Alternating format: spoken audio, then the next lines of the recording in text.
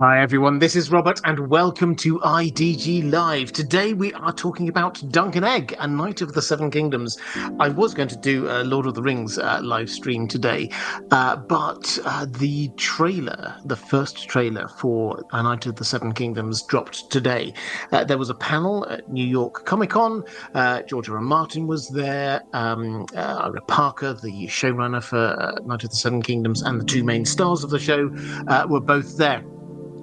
And as a part of that, they dropped the trailer. Now, I'm not going to do a full trailer breakdown here. There, I'm sure, are plenty of places you can go and get that. So I will just sort of say that I thought it was great. I loved it. It felt like it captured the right feel for Dunk and Egg. We will unpack this a whole lot more in a moment, I'm sure. I would love to know, though, as I'm just introducing this, if anyone was there. I know there were one or two people in the chat who were at the New York Comic Con when they were showing the trailer, when George R. R. Martin was there. What happened? Was there anything good? I will happily repeat what you say back out to a slightly wider audience. But in terms of the trailer, before we get into the detail, I'm going to be talking about the books, the Dunk and Egg stories as a whole. But let's talk about the trailer first, as we're here. I thought it was great. I thought that one of the things they've been saying from the beginning with this was they wanted this to be a slightly different feel to Game of Thrones and House of the Dragon. They wanted this to be what the books are, what the novellas are, which is lighter, more fun, funnier, definitely, and probably more family friendly and less focused in on the detail and the mega plot. We're just there seeing these things through the eyes of Dunk, who is a fantastic character, who, if you've never met him, if you've not read the books, then he is good, wholesome. His heart is in the right place all the way through this. He is a knight, a hedge knight, as the story starts, although a little asterisk on that, we will come back to it. And he, as a character, he's probably not the brightest. One of the things that he keeps on repeating to himself is Dunk the Lunk, thicker than a castle wall. He does not think that he's the cleverest person there, but he's got this huge sense of what is right and what is wrong, and he will intervene when necessary, when he thinks that somebody is being oppressed, when he thinks that right is being overruled. He will just step in regardless of what it means for him, because he wants to do the right thing. He is, in the best of senses, in George R. R. Martin's world, he is a true knight. He is there sworn to defend the weak, the defenseless, women and children, and he does. And that is the heart of this. He is this character. We see it all. The books are written, the novellas are written. We've got three of them. They're written from his POV. We don't really stray from this in the way that in A Song of Ice and Fire we have lots of different POVs coming in from all over the place. This really is Dunk's story. Through his eyes, we see Egg, his squire, who, and I will say up front, there will be spoilers here. The books have been out for a while. The novellas, I'll call them books or novellas. There are three of them. They are technically novella length. They were packaged together as A Knight of the Seven Kingdoms, but we've got three. We've got the Hedge Knight, we've got the Swan Sword, and we've got the Mystery Knight. And those three cover a period of, let's say, 3-4 years of the life of these two characters. Dunk, who will be known as Sir Duncan the Tall, and Egg, his squire, who is the future Aegon V. So where they're set in the whole kind of time span of A Song of Ice and Fire is they're roughly halfway between the Dance of the Dragons, House of the Dragon, and A Song of Ice and Fire, Game of Thrones. When I say they're roughly halfway, they are spanning the period of Egg's life, or Dunk and Egg's lives. So Egg himself is quite easy to remember. He is born in the year 200. Now, the Dance of the Dragons is about the year 130, so we're 70 odd years after that. The events of A Song of Ice and Fire is around the year 300, so we're about 100 years before that. But the stories that we have George R. R. Martin has told us, span their lives, which means that we're going to go all the way through to 259. So we will be almost within touching distance of A Song of Ice and Fire by the time we end this. The first three we have, however, are very much when Dunk is a teenager, Egg is still a boy, and they've got their whole lives ahead of them. The situation for the stories is that Egg is a Targaryen, but he is a long way from the throne. At this moment in time, there are lots of Targaryens. He is the fourth son of a fourth son of the king. So he is not expecting to inherit. He's not expecting to inherit anything. His brother Aemon, who we know as Maester Aemon, has been sent off down to the Citadel. He's one Targaryen too many. Let's just put him down there, make him become a Maester. We don't need him in the line of succession. Egg is similarly, so far down the line of succession, people don't even think about him, which is why he is allowed to go off and be the squire to this random hedge knight wandering the Seven Kingdoms. And that is what these stories are. It is the story of these two characters as they wander the Seven Kingdoms. Egg is a Targaryen, but that's a secret. He shaves his head. He's bald like an egg, and he doesn't reveal to people. Certainly in the first three stories, one of the main drivers is the fact that he's secret. Nobody knows exactly who he is. At the end of each of those stories, in different ways, then his identity is revealed to certain people, but the main narrative of the story does not rely on him being a Targaryen. The main narrative driver in all of them actually is Dunk and his sense of what is right and what he ought to be doing.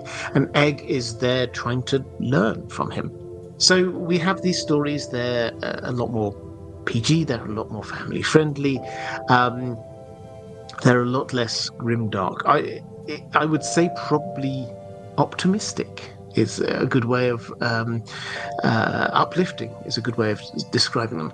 And from what we've heard from the showrunner, that is what they're trying to do here on the TV show. They are trying to give it a warmer palette of colours. A lot of people, when they saw the trailer and the promo images that we've had so far, they say, "Oh, there's colour here. There's light in a way that we've kind of got used to with House of the Dragon, Game of Thrones later seasons. Things were kind of dark and moody. Here it's light and bright, and we can see stuff." Similarly, one of the things they've said is that they're not going to have a theme tune. They're not going to do the Game of Thrones theme tune at the beginning. They're not going to have a new theme tune. This is going to make it feel different. And also the length of these episodes and the length of the season is a lot shorter. So we're not going to have 8-10 episodes of 45 minutes to an hour. We've got 6 episodes of half an hour. That is almost kind of like sitcom length. If you're trying to think of how long an episode is, that's like a longish sitcom, not a serious HBO drama. So what we're looking at here is a very different feel. For what it's worth, I think I probably said at the time, I think probably about 3 hours feels right in terms of telling the story. I don't think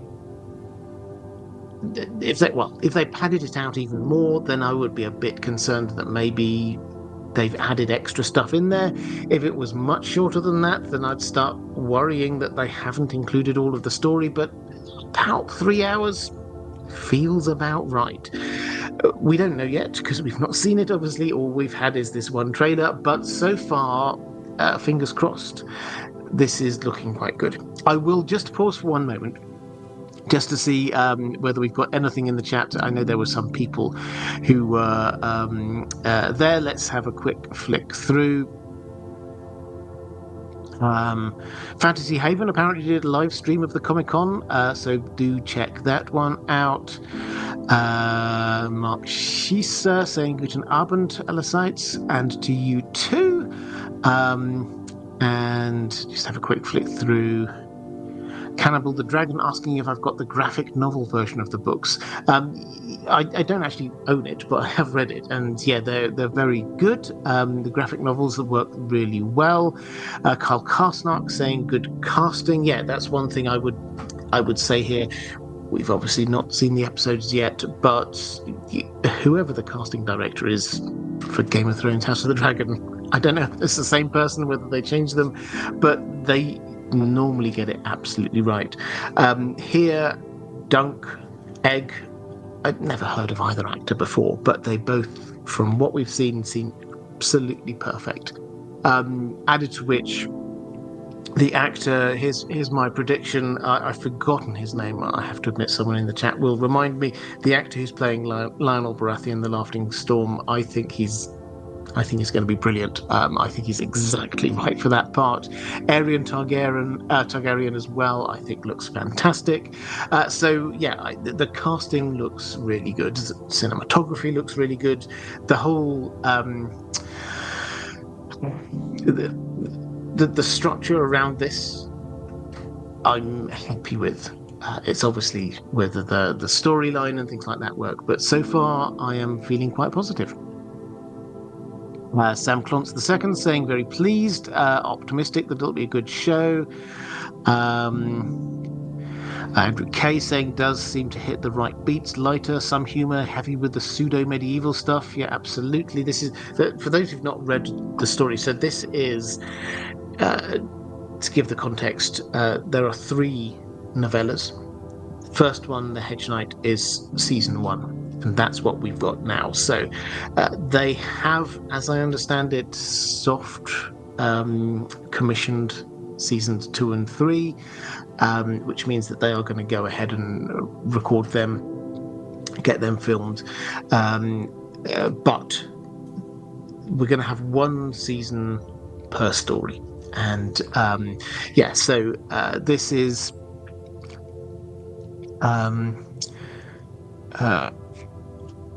I think quite promising, because George R. R. Martin, he has, feel free to add as many caveats to this as you wish. George R. R. Martin has said again, I don't want them to overtake my stories on this. I actually think, and that obviously is what happened with Game of Thrones, I actually think probably what's going to happen here is that even if he's not finished, because he said he's not going to do more Dunk and Egg until he's finished The Winds of Winter, don't hold him to that. It wouldn't surprise me if he finishes off a Dunk and Egg story before then. But I don't think that they will go ahead of him in this. I think that they will be waiting for him. I think that they have kind of learnt their lesson a little bit over in HBO. But in terms of the structure of the stories, I've got questions, I should probably say. I'm quite excited talking about this trailer, but I've got questions from my patrons. I will come to them in just one moment. But the structure of the stories, we've got the 3 already. George R. R. Martin has said that he is going to use these stories to tell the whole life story of these 2 characters, which takes them all the way up to the tragedy at Summerhall, which is the end of both of their lives. He's given various numbers on how many stories this might be. The most recent number he gave was 12, which seems about right. We've got 3 he's half written and then abandoned because he wanted to focus back in on The Winds of Winter. The next story, or what was then supposed to be the next story, which had the working title The She-Wolves of Winterfell, which was going to be based up in Winterfell and be focused on what was a succession crisis at the time happening up there. A lot of the male heirs, one after another, had died. They were fighting the Iron Islands. It all got a bit complicated. But Dunk and Egg are, when we last see them, thinking they're going to head up towards the wall. Dunk always thought, I kind of like to see the wall. And a little part of him wondered whether his father might be there. Again, we'll pick up on who his parentage might be a little bit later. But the bit of the narrative that we're at is them roughly heading north. Now, another story that George R. R. Martin says that he has mapped out is with the working title The Village Hero, which is going to happen in the Riverlands.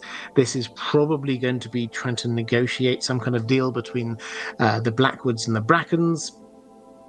He's also gone on record in one of his blog posts as saying that he thinks maybe they should do one in Dawn.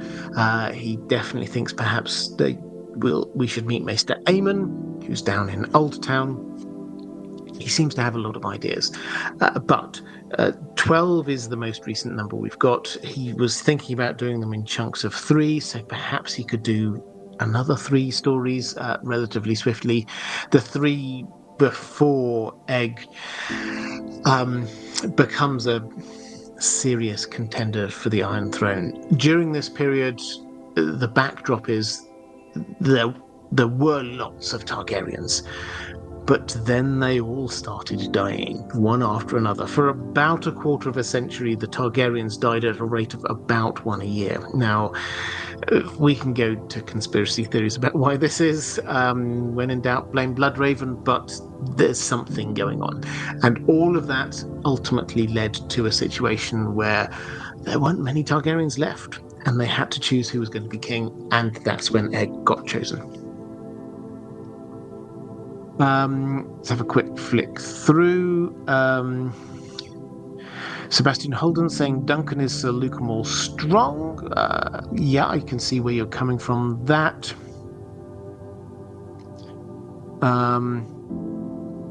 Cheryl Baxter saying, hi, Robert. In the morning, it's 8:07 a.m. in Sydney. Well, hello to you and good morning. And Richard Tabor saying, catching up at 1.5. So I'm talking very quickly there. Levac saying, I'm unreasonably excited for the puppet show. They went the team-operated route for the dragon, and it looks damn good. Reminds me of the Warhorse play. Yeah, so one of the highlights for me of the trailer was the puppet show. So in the novella, we have a tourney. Around the outside of the tourney, we get to see the life of what's going on here. We get to see the blacksmiths, we get to see the farriers, we get to see the people who are the support acts to the main actors within the tourney itself. And Dunk goes to this puppet show, and it sounds pretty amazing. And the sort of love interest there is this woman called Tansel. Tansel, too tall, they called her. Not too tall for me, says Sir Duncan. But she is there as part of this troupe of puppeteers. And if you go and have a look at the trailer, then you see a bit of this. And in my mind, when I was reading the book, then yeah, these are just like marionette type puppets. But the way that they've got this there on the show, it would appear, is not life-size, but huge dragon, handled by a number of different people. Which, yeah, I think Warhorse, if you ever saw Warhorse, the stage play, you get this horse who is sort of handled by a team of, 4 different people, one of them with the head, then with the legs, and they're all managing. It's a spectacular creation for the stage. And yeah, that looks good. It was a bit like that. Quinn the GM, Shelley J says, Quinn the GM had some news about POV from the con. Do please share. I'd be interested to hear that, whether or not it does slip from Dunk. So in the story, it basically is Dunk. But it would be interesting to know whether it does shift in the TV show to other things. Ray Blackfire saying, who here has listened to the audiobooks read by Harry Lloyd? Yeah, I would say, I've said this many times before, for my money, the audiobook the audiobooks of Dunk and Egg read by Harry Lloyd, some of the best matching of voice actor to story I can remember ever. I think he's absolutely fantastic. For those who do not know, he played Viserys in season 1 of Game of Thrones. That's the guy, you can imagine him, and he does the audio narration for Dunk and Egg, and I think he's fantastic.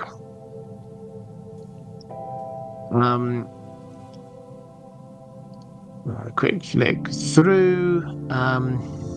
Richard Tabor saying wasn't a fan of the audiobook. I know some people who aren't a fan of the audiobook, to be fair, but I personally love it. And flicking through. Project Mathesar saying King Diran II has 4 sons and 7 grandsons by the time the story begins. Yeah, so when Egg inherits the throne, he is Aegon V, but he's also known as Aegon the Unlikely, because nobody expected him to inherit. Lots of Targaryens died. David McConnell Buha saying, finally caught a live stream. Hello from Alaska. Hi, great to see you. And agree. Weirwood saying they need to step up production before Egg grows up too much. Yeah, so them sort of soft renewing seasons 2 and 3, I think, means that they will get those stories done while the Egg actor is still quite young and small. And Northern Tommy saying, I honestly hated the Game of Thrones theme being used for House of the Dragon, especially after Game of Thrones imploded so hard. Yeah, I mean, I would have personally, I'd have liked to have a new theme tune, but that might just be me and you by the sound of it. And let's go to Weirwood Net member, thank you very much, saying thick as a castle wall. Yeah, this is one of the wonderful things about Dunk is the way that he's not got this high view of himself. In fact, if anything, you just want to shake him and say, no, you're amazing, stop being so down on yourself. Angelos Lukatos, a new member, welcome, lovely to see you. For those who do wish to support this channel, the best way is still Patreon, which is why I try and frame these live streams around questions from my patrons.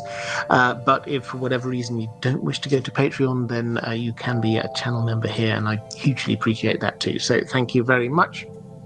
Michelle Ramos said, oh, excellent. Yes, you were there at the panel. George R. R. Martin said that he originally wrote The Mystery Knight from Dunk and Egg's perspectives, but decided he didn't like it and went back to just Dunk. Oh, that's interesting. Yeah, so The Mystery Knight is the 3rd in the series.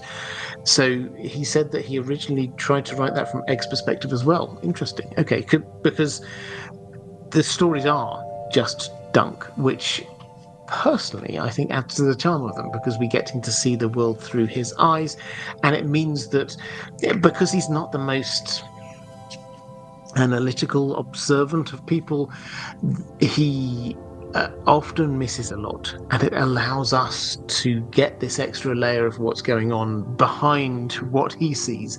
We can interpret stuff that perhaps he doesn't really understand what's going on.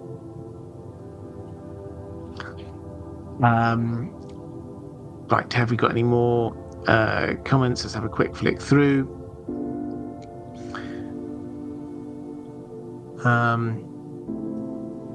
Okay, let's go with some questions from my patrons.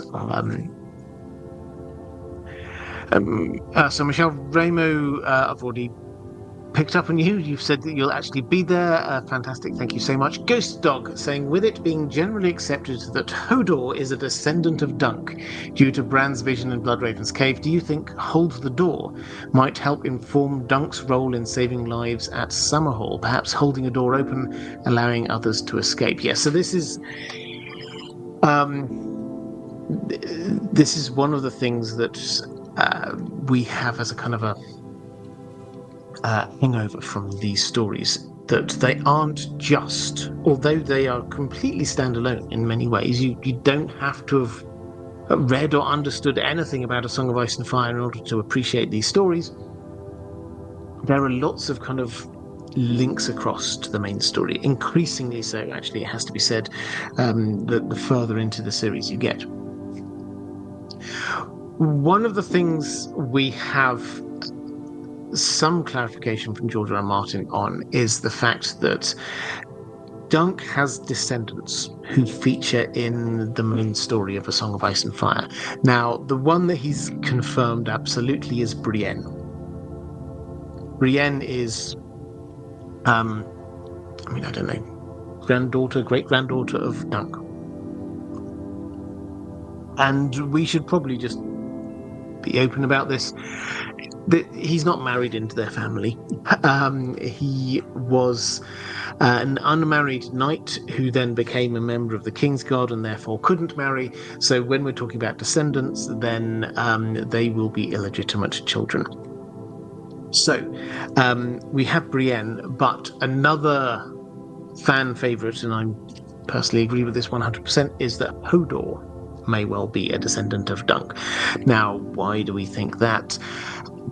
Partly because he's tall, very strong, but in Bran's last chapter that we have from him in A Dance with Dragons, he gets these series of visions through the Winterfell weirwood tree. And one of those, he's going back through time, and one of those is of a very tall knight and a woman who is reaching up to kiss him. Now, the fan theory is that is Old Nan when she was younger, and that the very tall knight is Dunk. The timing kind of fits in terms of what we're looking at. Bran seems to be going back through time through each of these different snippets of visions that he's getting, so the timing seems to fit. And we're told that Hodor is Old Nan's probably grandson. So somewhere, given that she seems not excessively tall, probably quite short, somewhere in that line, there are some tall genes, let's put it that way. So the working assumption is that Hodor is a descendant of Dunk. And then we get this fan theory. I call it a fan theory. I really like this, which is this idea that at Summerhall, we know that he did something heroic. George R. R. Martin, and this is where he died, as well as Egg died. George R. R. Martin has kind of teased us with this. He's given us the only account that we have is in the World of Ice and Fire, and it's an account from the Maester who was there. And he wrote something, but then he spilt the ink over it, and so we only have a few different words. So we'll never know exactly what. It's the most blatant, and I know George R. R. Martin himself will, I'm sure, acknowledge this is the most blatant example of him not wanting to spoil what happens in later bits of the story. But one of the things we do have is a line which says, but for the heroism of Sir Duncan or of the Lord Commander, ... which basically says that Dunk was heroic, and but for what he did, the implication is lots more people would have died. So what might he have done to heroically save people's lives?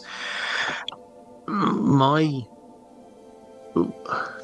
very basic first guess would be there's a huge fire going on. He held open a door so that people could get out, and he stayed there and he sacrificed his life so that others could get out.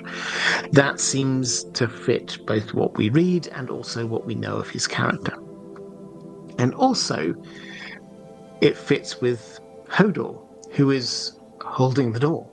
And we get Dunk holding the door, sacrificing himself in order to save many people's lives. So the echo is there. And we also get this, it's a slightly weird thing that Dunk thinks about a lot, but it must have a narrative payoff. George R. R. Martin has set this up in order for us to have some kind of narrative payoff, and that is Dunk's foot. And the context, and this will happen in season 1 of Knight of the Seven Kingdoms, it happened in Hedge Knight, is that he, in order to save the Tansel, who was being assaulted by Aerion Targaryen, one of the bad guys in this story, Dunk comes in and he physically defends, attacks in a way, Aerion Targaryen. And he does that by sort of punching him and kicking him. And Aerion is there saying, well, you know what the rules are. If you strike a Targaryen, then you have to lose that part of your body. And so Dunk's there going, I should have lost my foot. He doesn't. We then get the Trial of the Seven, etc., etc. And in the Trial of the Seven, again, spoilers, but in the Trial of the Seven, Baelor Breakspear, the heir to the Iron Throne himself, dies. But Dunk gets vindicated. He's freed. And we read this. Sometimes I sit under that tree there and look at my feet and ask if I couldn't have spared one. How could my foot be worth a prince's life? He's thinking that he could have, the whole thing could have been finished by him having his foot chopped off. But actually, they went down the Trial of the Seven route, and as a result, then a prince of the realm died. And so Dunk's thinking, it's his foot or the prince of the realm. How does that work? And then he goes on to think, mightn't it be that some morrow will come when I'll have need of that foot, when the realm will need that foot, even more than a prince's life? And he thinks this not just once, but 2 or 3 times. And it does make you wonder whether that foot will have a purpose that will equalize in some way or outweigh the loss of a prince's life. Might he hold open the door with his foot? It's a working theory. We don't have evidence yet, but all the bits just kind of fit. So I like it. I think that really works for me, and I think we're going to see how that might work, hopefully, if we get there with the stories. Let's have a look at the chat. Stephanie Lash saying, hi Robert, bit off topic. Prophecy is problematic in Game of Thrones, but what do you think is the original source of Rhaegar's belief in the 3 heads of the dragon and the prince that was promised? Text, live prophecy, and from whom? Well, I will answer this actually in a way that is not off topic, because we know the prince that was promised prophecy. That, as far as we're aware, doesn't talk about the dragon must have 3 heads or anything along those lines. That was given again. The prince that was promised prophecy was given again by the the person who later becomes known. She was the Woods Witch at the time, but she becomes known as the Ghost of High Heart later, as to who the prince that was promised would be. So that will be fresh in his mind. He also, we know, read some things that persuaded him that he was going to be the prince that was promised, or was the prince that was promised. But to connect it to what we're talking about this time, it's probably worth saying that this period, although we look at it and say, well, there aren't any dragons here, it's not particularly magical, this is possibly the most magical period of Targaryen history that we know about. Maester Aemon says that all 3 of his siblings had dragon dreams, and that killed them. So all of them, Egg did, Diren did, Aerion did, they all had dragon dreams. So we know that Aemon himself did. So we've got 4 people in one generation who have dragon dreams. Bloodraven is around at this time, hugely magical. Shira Seastar is around at this time, hugely magical. We get Aerys the First, who spends his time researching the higher mysteries. There is a huge focus, although it does not come across, because Dunk isn't magical. We're not here in the worlds of the 1% most of the time. He's just there amongst the small folk. We don't see what's going on behind the scenes.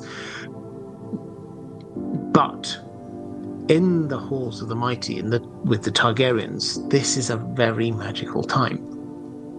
And they will have rediscovered, almost certainly, I suspect, all of the prophecies that we had originally through Aegon, and there was an active attempt to see how and when and in what way they might be fulfilled. So, where did his belief in the prince that was promised come from? Well, I suspect it was handed down to him.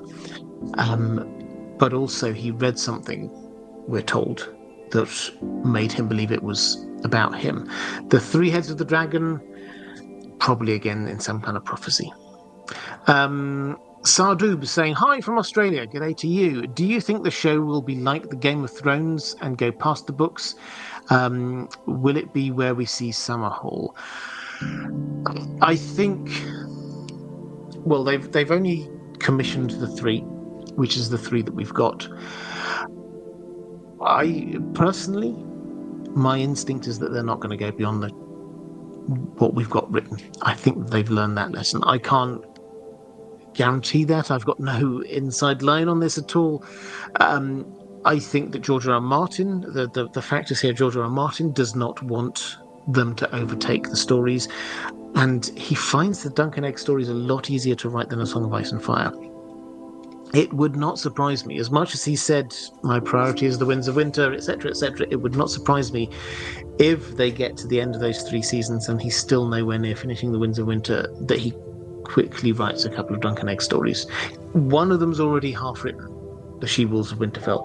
Another one, he's already plotted out, The Village Hero. So it wouldn't take huge amounts of time for him to write them. And they're not like The Winds of Winter. Every chapter of The Winds of Winter, he's got a cross-reference with everything else. Who are the other characters coming in? What do these people think about what those people were thinking about? How is this event impacted by the other things that were going? He doesn't need to worry about any of that with this. He can just think about things from Dunk's perspective. He can just think about, and that's a very small perspective with due respect to Dunk. He's not thinking about the wider implications of things. If we get the Winterfell story, it's just about what's going on at Winterfell. He's not caring about prophecy. We're not going to get the layers of foreshadowing that we get. There is some foreshadowing in the Dunk and Egg stories. There are definitely layers going on there, but not to the same extent as the main story. So I think the first thing I would say is that I don't think George R. R. Martin wants them to overtake, and I think that he could relatively swiftly create some more stories. And the second thing is, I don't think that HBO will want to. I think that they have learned their lesson, and I think that Well, if this isn't if it's not, I'm sure it will be. If it's not a massive success, then that's an easy way for them to just sort of pause it and say, okay, we've not got any more stories to tell, and then go on to other things. If it is a massive success, then they could still pause it, but then do other Game of Thrones things, because that means that they can then think, well, hang on a moment, Game of Thrones was the biggest thing we ever did. House of the Dragon is, you might not think this, but if you look at the viewing figures, still one of the biggest things that HBO have ever done. And if Dunk and Egg, Knight of the Seven Kingdoms is anywhere near that, then the conclusion they will have to reach is people want more, and so they could happily move on to other stuff. James Townley, are there any mentions of Sir Duncan the Tall in the White Book of the Kingsguard that Jamie reads? Love your videos and thanks for everything you do. Yes, there is. In fact, there comes a time when Jamie reads that section, and I think Joffrey's there. Off the top of my head, I think this is a book thing rather than a TV show thing. I think it's like, oh, there's 4 pages here. He must have been amazing. And I think Jamie says something like, yeah, so the legends say. So yes, there is. He has his section in there, definitely. Actually, why don't we see whether we can do that? Doing live research, I do this every now and then. Live research. Let's see whether we can find the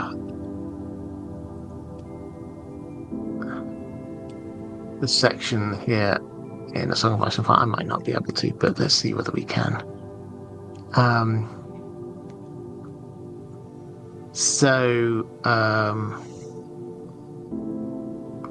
we've got some Barristan's one. We get a reference there. No, I can't find it. Anyway, not to worry. That would have been good if I could. But yeah, he definitely gets a mention. All of the Kingsguard get to their section in the White Book. Let's go to Yeldenil, saying, hi Robert, hope you're doing well. In these times, your videos mean the world to me, as they give me a great escape from everything wrong with the world today. Well, thank you. I hugely appreciate that. That means a lot to me. That's one of the things that keeps me going, is this idea that perhaps this can be an outlet for people, somewhere where it's safe. We can just talk about the things we enjoy. We can leave the outside world outside. For today's topic, if you haven't already, can you tell us what the going theories are about Dunk's ancestry, and if the symbols he picks to paint on his shield are as random as he thinks, or hold clues about his identity and destiny? Yeah, so if you go around the fandom, you'll find lots of theories about Dunk's descendants, who might be his descendants, not so much about who his ancestors might be. Now, this is curious because he doesn't know, and he is inquisitive about it, which is the kind of thing that when we get a character like, say, Jon Snow in the main story, he's inquisitive about who his mother might be.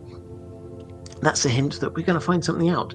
Here we get Dunk. He is inquisitive about who his father might be. I'll read the thing we get here.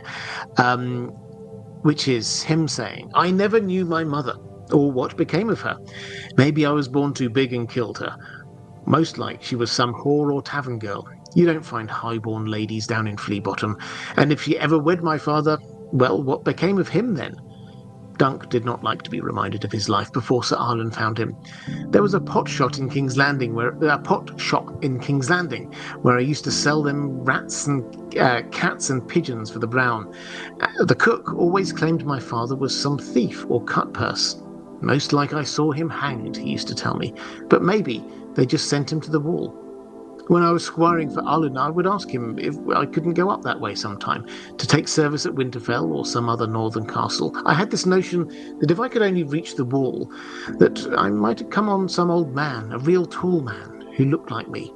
We never went, though. So this is actually set up as a bit of a mystery. We don't talk about it much, but it is set up as a mystery. Who might his father be? In particular, I mean, his mother is there. He's inquisitive, but he kind of dismisses that. He does wonder who his father is. And this plays on through the stories. You will find that, particularly in the second and third stories, there, Dunk is going, yeah, let's go to the wall. We're heading north because we're going there. And it seems to be this idea that he just thinks, well, maybe my father's up there somewhere. Maybe if he was this thief, they sent him to the wall. And that does seem to be him kind of clinging on to this idea that maybe his father, if he had been this kind of thief or whoever had been killed, maybe they just sent him up to the wall.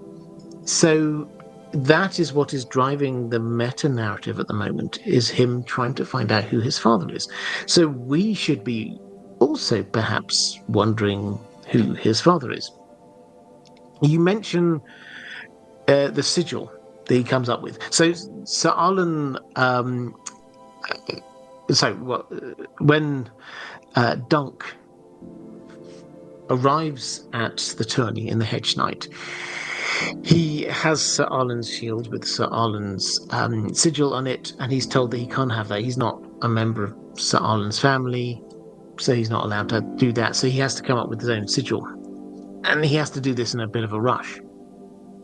He gets Tansel to paint one onto his shield for him, and what he chooses is this shooting star over an elm tree at twilight, at sunset.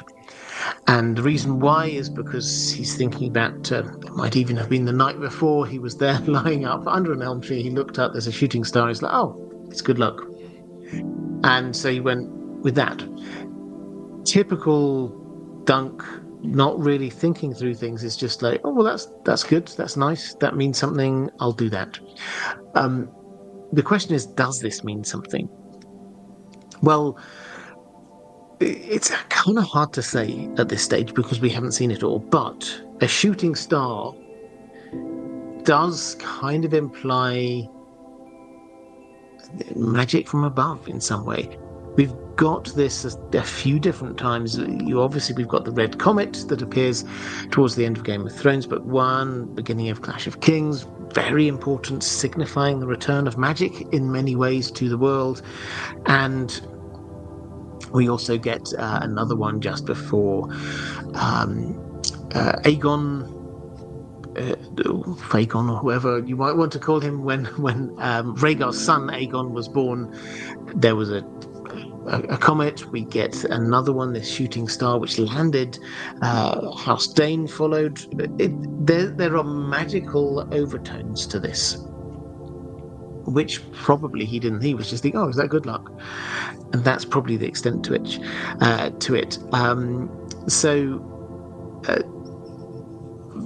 Might that mean something? I don't think we've got the clues yet.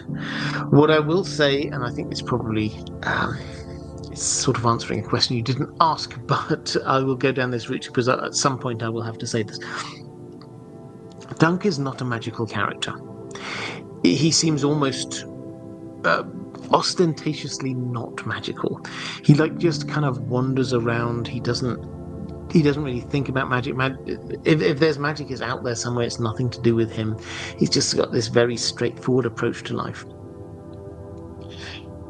And yet, wherever he goes, these hugely important events just seem to swirl around him. He turns up at this tourney, and because of him, the heir to the throne dies. That, you might say, wow, that's just like a one-off. But he happens to be in the one part of the country when the Great Spring Sickness happens, which kills lots of people. He happens to be in the part of the country where he's safe. He turns up to another random tourney, just stumbles into it. Turns out that they're plotting the Blackfire Rebellion, the third Blackfire Rebellion there. That's in Book 3. Wherever he is, things seem to be happening. And Bloodraven will come onto him in a moment, just kind of every now and then, just kind of gives him these looks. It's like, something going on here. He doesn't seem to be magical, but magic seems to kind of, or fate, or whatever you want to call it, seems to kind of swirl around him. The closest I get to understand this is if you know the Wheel of Time, then you get this Taviran kind of idea of somebody who, by their presence, they are. Well, in that world, it's like the tapestry of life is kind of written and we're all woven into the tapestry. Some people get to weave it themselves, and Dunk seems to be that person. So it's almost as if fate is swirling around him wherever he goes. Which was a little bit of a digression away from what's his ancestry. But it makes me kind of wonder, is he just a nobody? It seems as in, did he just, his parents, no one special? Did he just grow up in King's Landing and that's it? It feels weird. We're not told the story, but it feels weird that even a knight as unglamorous as Sir Arlen should randomly pick a boy from King's Landing, from the slums of King's Landing, and say, you can be my squire. There's a story there that we don't know. There's some reason why he did that we simply do not understand yet. And Dunk is perhaps right. It is a bit weird. Even in the kind of the slums of King's Landing, that nobody knows who his mother or his father are. Is his father? Is it possible that his father, say, was some kind of famous person? It's very possible. Is it possible that his mother was and just abandoned the child? Again, it's very possible. So I think there's it's Yeldenil, you're asking, I think, the exactly right question, but I think we've not got the answer yet. I think George R. R. Martin has told us enough to make us go, there's something here. There's something that we've not got the clues yet for. And I do wonder whether at some point in the next few stories we'll get another couple of clues that suggest there's something. I don't want him to be a secret Targaryen. He doesn't come across as a Targaryen. I don't want him to be secretly magical, but I do like the idea that there is a history there because it's been prepped for us. This idea that he's searching for his father. Roman Lakovets, do we know why George R. R. Martin decided to shelve the She-Wolves of Winterfell? As I understand it, it was mostly finished. Yeah, so this was what was then going to be the fourth short story. Since then, I should probably clarify, he has kind of hinted that the Village Hero would be the next one that comes out rather than the She-Wolves of Winterfell. And the other clarification probably is that the She-Wolves of Winterfell is just a working title. We've had this out in the fandom for so long, we now use this as if it is the title. It's not. The naming convention of these stories is, this is who Dunk is at that particular moment in time. The Hedge Knight, the Sworn Sword, the Village Hero, the King's Guard. That's the kind of thing as a naming convention. Which means that the She-Wolves of Winterfell is not going to be the title of it. There will be a different one. Why? The reason why we're told is that he wanted to focus in on the Winds of Winter, which is fine.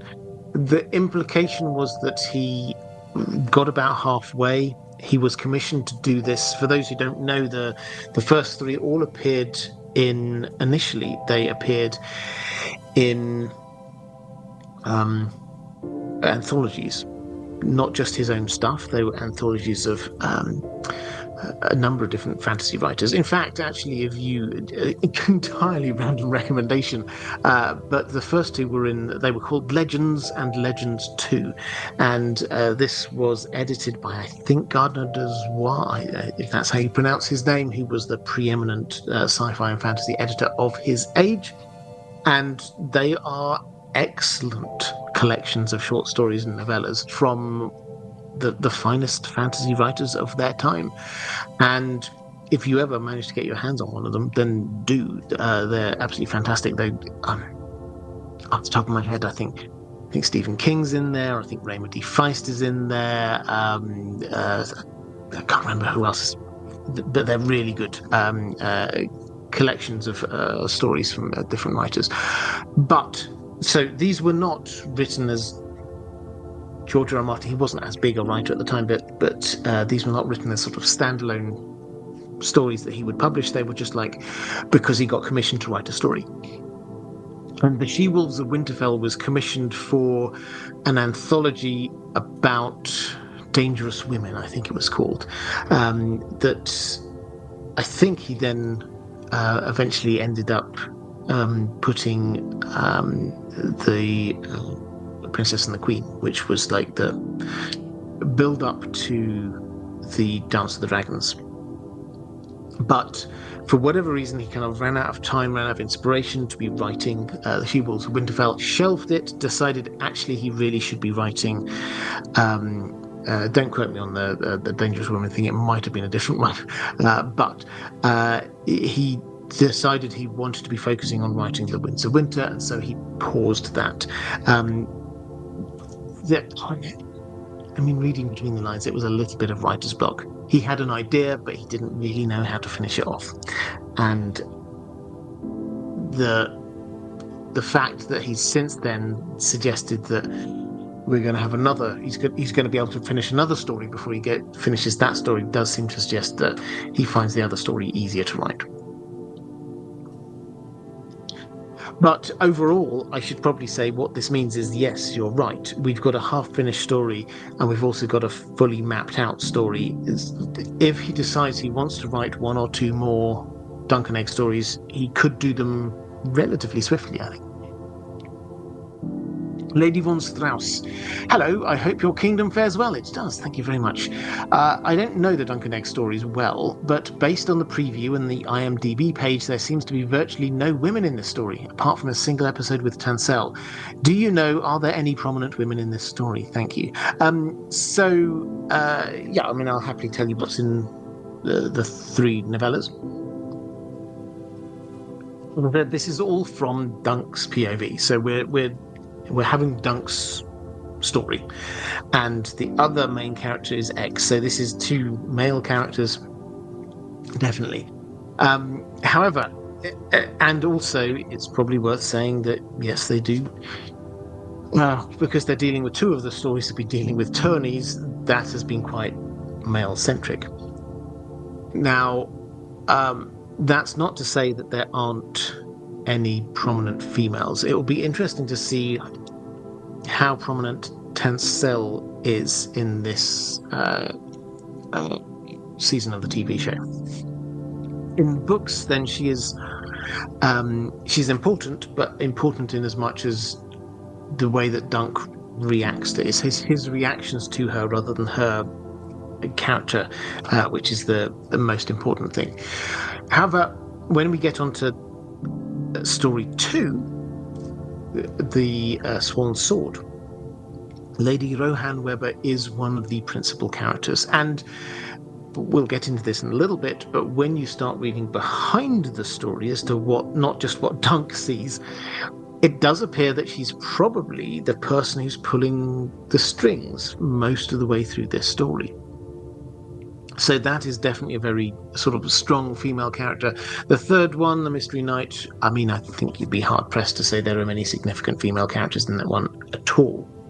All that said, I think what we could do is look forward to say probably there will be more as these stories progress.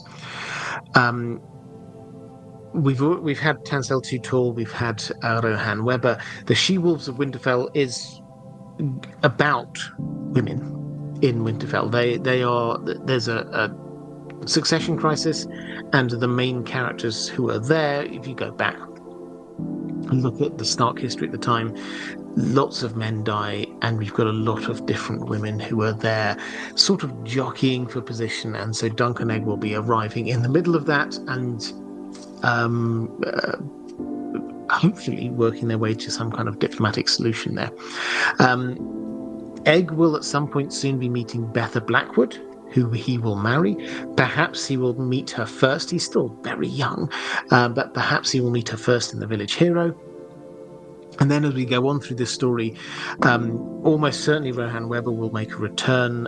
She rather cryptically, we read in The World of Ice and Fire that she mysteriously disappears. She marries into the Lannister family, and then she mysteriously disappears a bit later, almost certainly connected to Dunk.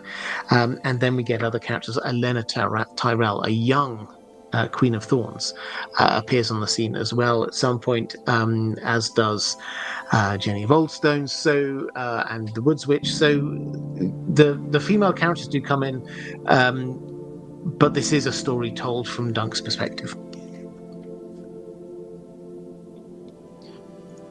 Wolfdan the Wanderer, not related, but I missed last week. Could Melisandre glamour someone to look as if they have grayscale to justify Shireen's burning, convincing the wildlings? I mean, yes, I think is the short answer to that.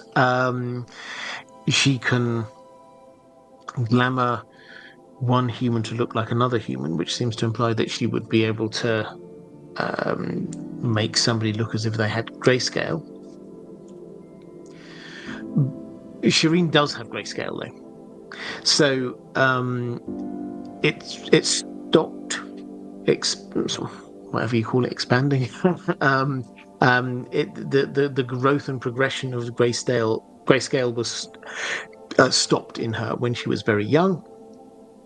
But if you go to some of the wildlings, they say that she should be killed now. Doesn't matter. That it never actually ends. Grayscale, it might lay dormant for a time, but it's never gone away, and you can't stop it. So there is no, in order to get the wildlings on side, there is no need for Melisandre to make Shireen's grayscale look even worse. Commander Ray saying, hello, Robert and Dan. My question is, with House of the Dragon being made to profit off of and tie into the larger story of Game of Thrones, how do you think they'll do it for this show? Because they most certainly will do something, even if not at first. I'm thinking more Bloodraven earlier than he's included in the books, and The Prince That Was Promised references and inclusions, especially with the Jon and Egg parallels being secret princes. Also, as a secondary question, how do you think they will expand on or focus the show around Dunk and Egg? Additional POVs or keep it simple? Well, I'll answer the second bit first. I don't know, but from what we've seen in the trailer, it does seem to be very focused in on Dunk's perspective, which I like. And I hope that they do that, because the charm of the books is not just that these are great characters, it's the fact that we only see this through Dunk's perspective. We're not learning other things from elsewhere. We're understanding what Dunk is doing because we see what he sees and we feel what he feels. And sometimes we as readers get to feel a little bit clever because we can see a little bit extra of what's going on that perhaps he doesn't. So I hope that they don't mess around with that. Clearly this is a different medium. Things will work slightly differently. I understand all of that, but I think if they want to retain the charm, it has to stay from their perspective. If we suddenly shift up to, and now here's what the Targaryens are doing and thinking, that I think will make the whole thing feel a little bit different. On the bigger point, though, about how are they going to tie this into the wider story, I'm tempted to say that I hope they don't again. Another one of the wonders of Dunk and Egg as stories is that you don't need to know the bigger picture. You don't need to know all of the other stuff that's going on. There are things that will reward you if you do, but you don't need that. You're not. With House of the Dragon, it seemed like they felt, and I think this is probably where you're coming from, it seemed like they felt that they had to tie this into Game of Thrones. They had to start by saying, 200 years before Daenerys, and it's like, oh, okay, so they're wanting the casual viewer to make the link through to what they know in Game of Thrones. Here, I think anyone who's watching it will go and go, oh yeah, so this is a spin-off of Game of Thrones. And I think the only bits of context that they need to know is there's no dragons in this one. And this is between House of the Dragon and Game of Thrones. And that's kind of it, I personally think, as a starting point for people. I don't think they need to know all this other stuff. So, what might they do, though? What they might do is that something that there is a lot of in these stories is prophecy, dragon dreams. We will see Deer and the Drunkard. If we get to season 3, we will get to see John the Fiddler, aka Daemon II Blackfire, both of whom have a lot of these dreams and visions, and those they can and should tie into the wider story about what's going on. As for Bloodraven, I mean, I love Bloodraven. I instinctively would rather he just slowly gets introduced. He's not in the first story. He's not mentioned in the first story. I wouldn't hate it if they give him a couple of mentions so people are aware of this figure somewhere lurking in the background, and then the second one he gets a few more mentions, and then the third one, and he eventually appears. That kind of works for me. If they brought him in here, that would be changing the story, because he's not a character who just sort of sits there and does nothing. Even if you think he's not doing anything, he definitely is doing something in the background. So I kind of hope that they don't introduce him. So Tony Sled, Melisandre could put it on corpses. This is Grayscale, suggesting a false spread or fear. Yeah, so the working hypothesis among a number of fans is that perhaps we might get Patchface getting some grayscale, a patch on his face, perhaps. But she sees him and she sees death, and part of that might be his background and history, but might it also be that because he hangs around a huge amount with Shireen, might he be the first person to catch her from her? It's entirely possible. Let's go to Nicole Stewart saying, "Hi Robert, love your content, thank you. My question is regarding where else in the story you think Dunk and Egg will travel to. There is a possible story in Winterfell, for the she-wolves are there, and we know the story ends in Summerhall. I would imagine there would have to be a couple of storylines in King's Landing, or possibly Dragonstone, but where else would the story take us? Well, let's do the bits that we know that he's told us. Yes, you're right, we've got She-Wolves of Winterfell, takes to Winterfell. It wouldn't surprise me if they go to the Wall, because they talk about the Wall a lot. The village hero seems to be in the Riverlands. George R. R. Martin has said in a blog post, I don't know, at some point in the last year, that we really should. They were in Dawn, so maybe we should go back and do a story from Dawn. It wouldn't surprise me if they do something in Old Town. We know they went to Old Town to see Maester Aemon there. You're right, it does. The story does end in Summerhall. There's also the Great Council at Harrenhal. So we've got lots of different options, but and it really does depend on how many stories George R. R. Martin wants to write. If his original idea was to do 6, which he clearly is going to expand out beyond, you definitely have to have one of Summerhall. I can't imagine you could have the story without them. How Egg becomes king. So you've got Summerhall, you've got Harrenhal.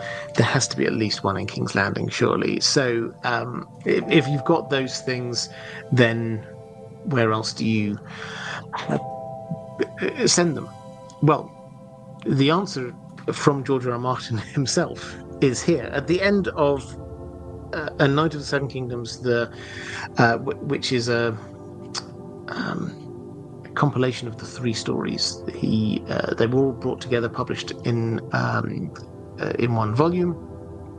At the end of which he writes this, just as a kind of little postscript. He says, "More travels and more travails await our hedge knight and his squire in the years to come. From dawn to the wall, their journeys will carry them across the length and breadth of the 7 kingdoms, and even beyond the narrow sea, to the disputed lands and the shining cities of Essos. Along the way they will cross paths with lords and knights and sorcerers, and many a fair maid and noble lady, to write their names into the annals of Westeros, never to be forgotten." So in terms of where, the dawn, we'd already figured. The wall, yeah. The length and breadth of the 7 kingdoms seems to imply that there'll be something towards the west or the east. Are they going to go to the Vale of Arryn? Are they going to go to the Westerlands? Are they going to go to the Iron Islands? That's certainly possible. But the bit which perhaps catches us most by surprise is this mention of the disputed lands. Why on earth would they be going to the disputed lands? And the shining cities of Essos. Are they going to spend some time out as Dunk as a sellsword? That would be something. That's pure speculation, but if they're going over to Essos not just for dealing with sort of the Blackfire, whichever one it was, the 4th Blackfire rebellion, then if we're not just dealing with that, then why are they going there? Presumably before he was king, but if so, this is a knight and his squire. It's interesting. We don't know the answers, but in terms of where that is, it feels to me, in all honesty, George R. R. Martin's got more ideas than he's got time to write them all down. He clearly loves these characters, and he's clearly got lots of vague ideas about where they might go, but he's just not got the time to put it all down.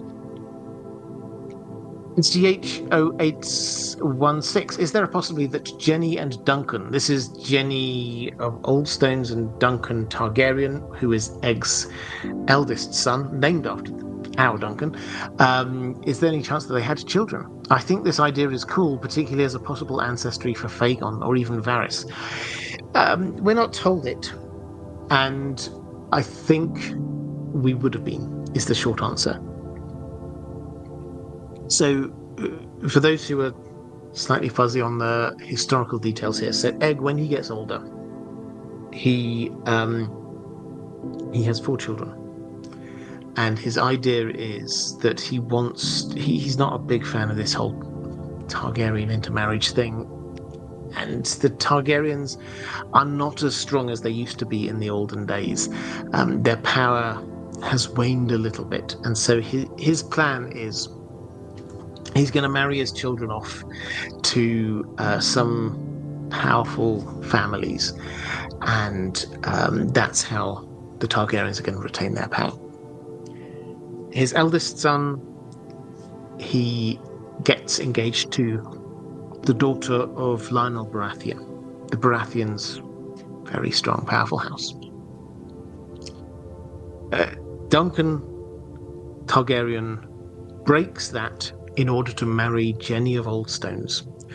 Now, there's a whole history going on there, so we'll not worry too much about all of the stuff surrounding that, but the key point is that he marries this woman, and as a result of that, he has to absent himself from the line of succession. This is the kind of the deal. Lionel Baratheon is so annoyed.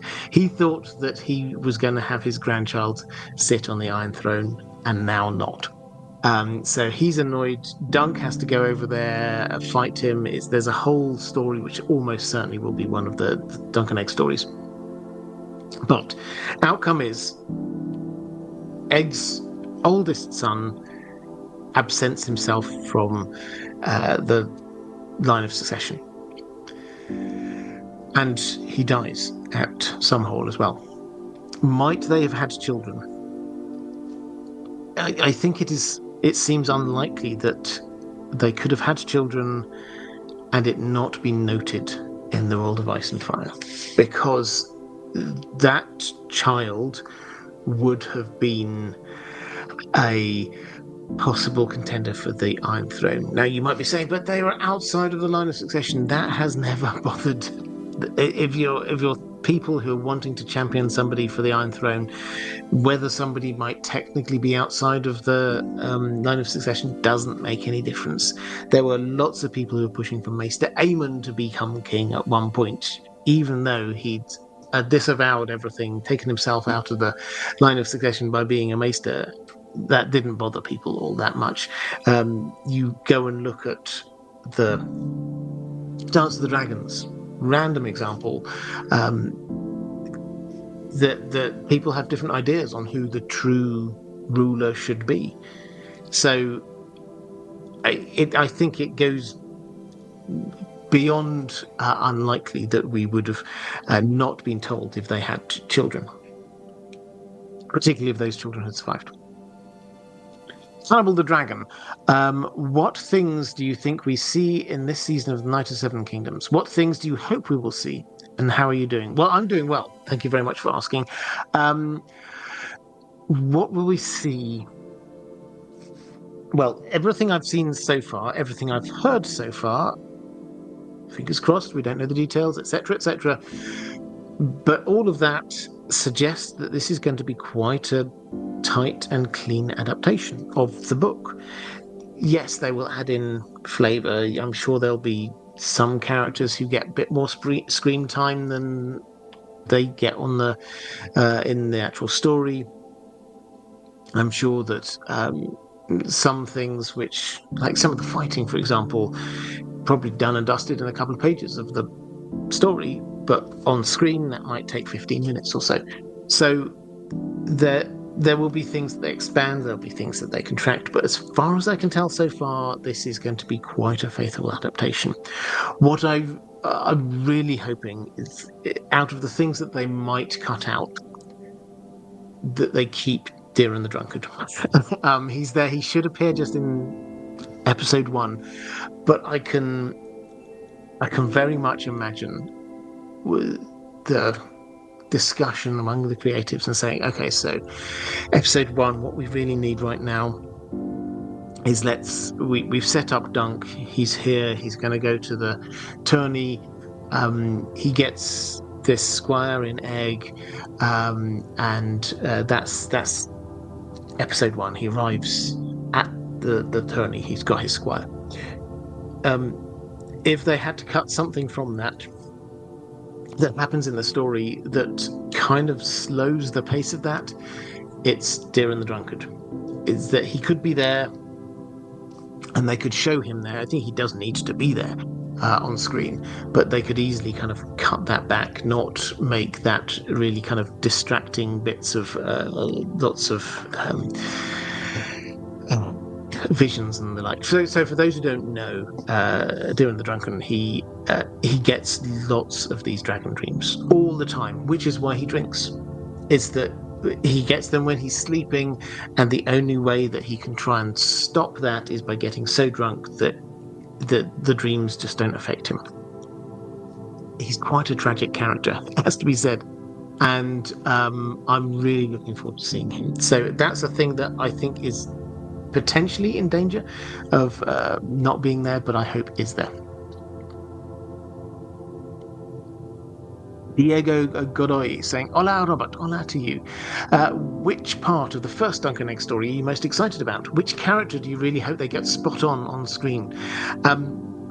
Well, I've waxed lyrical about Darren the Drunken, so I will go for some others. The obvious ones are Dunk and Egg. Everything I've seen, they've got them right. The whole show hinges on those two characters being nailed on, and I think they've got that right. Beyond that, though, characters that I really hope they do. Aerion has to be the kind of Targaryen that we know, arrogant, dismissive of others, self-centered. But I hope that the kind of the hint that we get from Aemon that he is cursed in a way with dragon dreams also plays through in this as well. I hope that we get a hint of that. Now, again, from what I've seen, looks good. One character that I'm sure is nailed on is Lionel Baratheon. I think I said this earlier in the stream. I think the actor whose name I forget, somebody in the chat will be able to remind me. I've seen him in a variety of different things. I think he's really good. And from what I've taken, what George R. R. Martin has said, and from what I've just seen, the few moments that we get of him in that trailer, he looks perfect casting. So I'm very happy with that. Dominic Vaughan saying, "Hi Robert, hope you and Dan of House Dog are well." We are. Thanks for the lovely message last week on the pre-recorded stream on the wall regarding me getting married. Much appreciated. Well, I'm so happy for you. I'm glad you had a good day, and I'm delighted I could have played some small part in helping you get a little bit of rest the night before. Regarding Dunk and Egg, aside from Summerhall, do you think we will get any plot details in the remaining novellas that will have a significant plot impact on the main stories, i.e. Bloodraven background or going to the wall, or any other magical lore things? And Madeline Tyrell Dane asks a similar question saying, "I haven't read the Dunk and Egg stories. Do they include many magical elements? What new things could be revealed about Westeros lore in the show?" So, they're not magical on one level. Dunk is not a magical person. We're not seeing huge amounts of magic happening everywhere that he recognizes as being particularly magical. However, there are clearly lots of prophecies going on. There's one point where it appears to us, the reader, as if it's very clear that Bloodraven is doing a glamour. He's glamoured himself to look like someone else. So magic is going on there, but it's not the obvious magic. It's not the kind of dragons, ice zombies. It's not people sort of seeing things in the flames. That's not the headline type magic that we're seeing here. The magic on display here should be lower key. It should be the kind of thing that Dunk can almost ignore most of the time. As for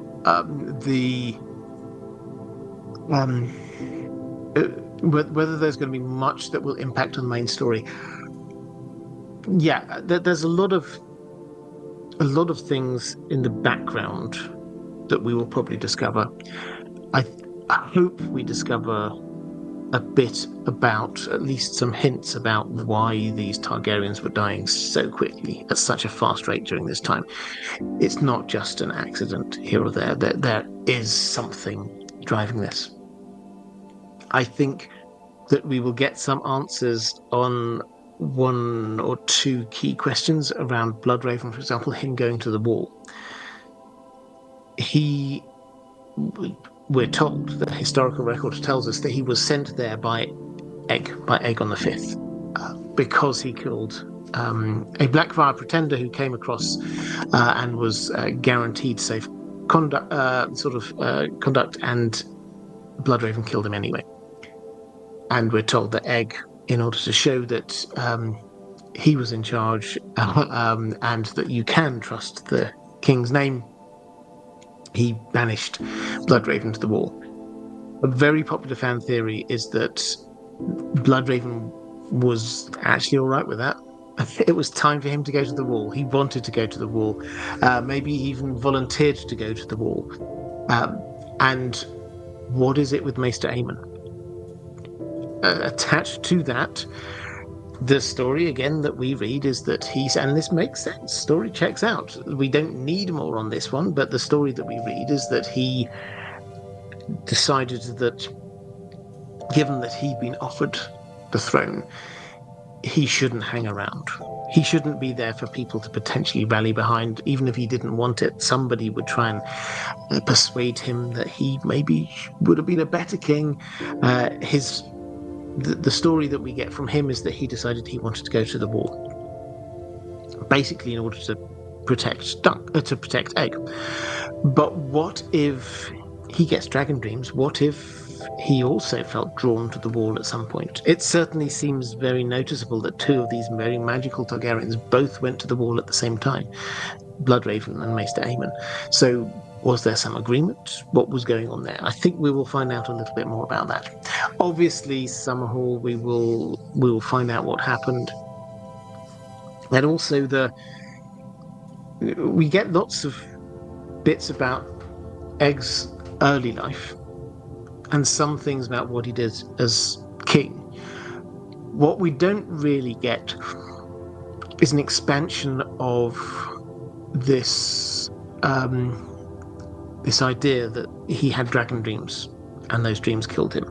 We're left to go, okay, so he had dragon dreams of hatching dragon eggs, and so he decided he was going to do that, and then the experiment went wrong and everything burned down. That feels quite simplistic. He got some sorcerers from a Shy, apparently. Who did he send there to get them? What about Shira Seastar? Well, we're talking about Bloodraven. She's around at this time. What's she up to? We will certainly get a lot more information about her. I think that she was sent over to a Shy and much later appeared as Quaithe, but that's a completely different matter. Let's go to Sean Gartland saying, new patron here. Happy to support you in this endeavor, Robert. Well, thank you very much, and welcome. Let's do a couple of quick thank yous, by the way. Patrons, already thanking you. You can't do this without your support, so thank you.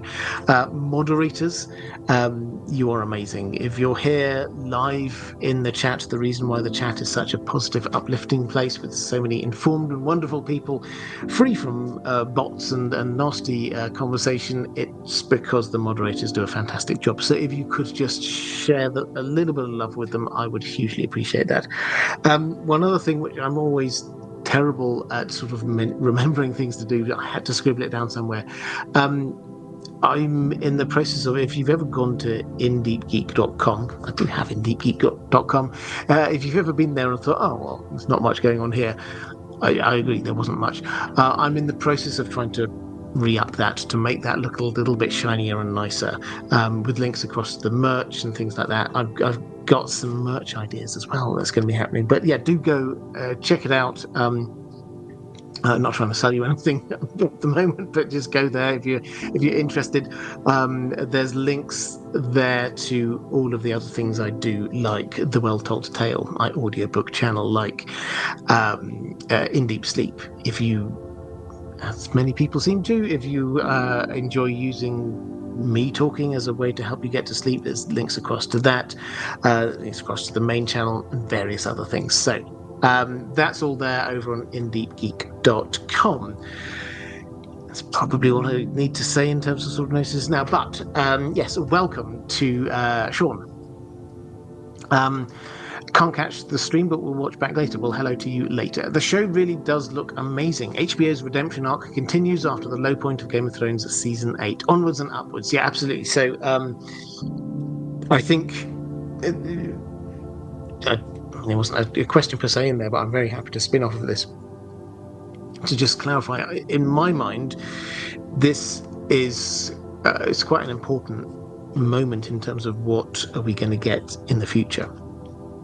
House of the Dragon was hugely important. If that failed, then HBO wouldn't have been wanting to do other stuff.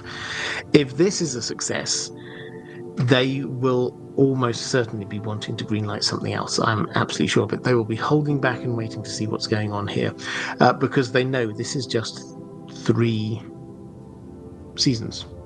There's no guarantee they will get any more out of this. 6 episodes per season. That's not much for HBO. But if this works well, it shows that people don't just want something that looks and feels like Game of Thrones, by which I mean that House of the Dragon still has the Game of Thrones vibe. It's got the same theme tune, it's got dragons, and it's like Targaryens fighting each other, big wars going on, civil war. Dunk and Egg is a lot smaller scale. It's more whimsical. It's funnier. There aren't any big dragons going on. It's much more of a kind of a personal story. If that does well, then I could well imagine that the powers that be in HBO go, well, we can try something else a bit different then. We don't have to just try and do something that looks and feels like the original TV show. We can actually try things that spin out a little bit. And this is one of the things George R. Martin said ages ago, is that of the different projects that were being developed at the time, we've still got a whole raft of these things that are in that haven't been greenlit but are being developed. He said most of them were very different in tone. House of the Dragon was quite similar in tone to Game of Thrones. Dunk and Egg will be a difference in tone, but then this might free them up to do an anime. Maybe the YT anime that we've been hearing about for so long. Maybe they would go with that. That would be a very different tone as well. If they think people will just do something because it's set in the same universe, if people will watch it, they will love it. Scott Bittner saying, hello, Robert. Hope you and Dan the dog are doing well. Yeah, thank you. My question is, even when we get more Dunk and Egg stories, do you think Sebennis will ever show back up? Will Dunk ever make it a point to look for him? What do you think Dunk will do if he ever runs into him again? And will he hear him out and show mercy by giving him a chance to do the right thing, as far as the law is concerned? Or will he challenge him and drop him like a bag of sour leaf? Thank you so much for the stream. Have a wonderful night. Okay, so this is Sebennis, is a character in the second of the novellas, Swan Sword. Now he's got a bit of a background with Dunk. He is a hedge knight who knew Sir Arlen of Pennytree, who was Dunk's old knight master back in the day, and they went off as part of a sort of I think they were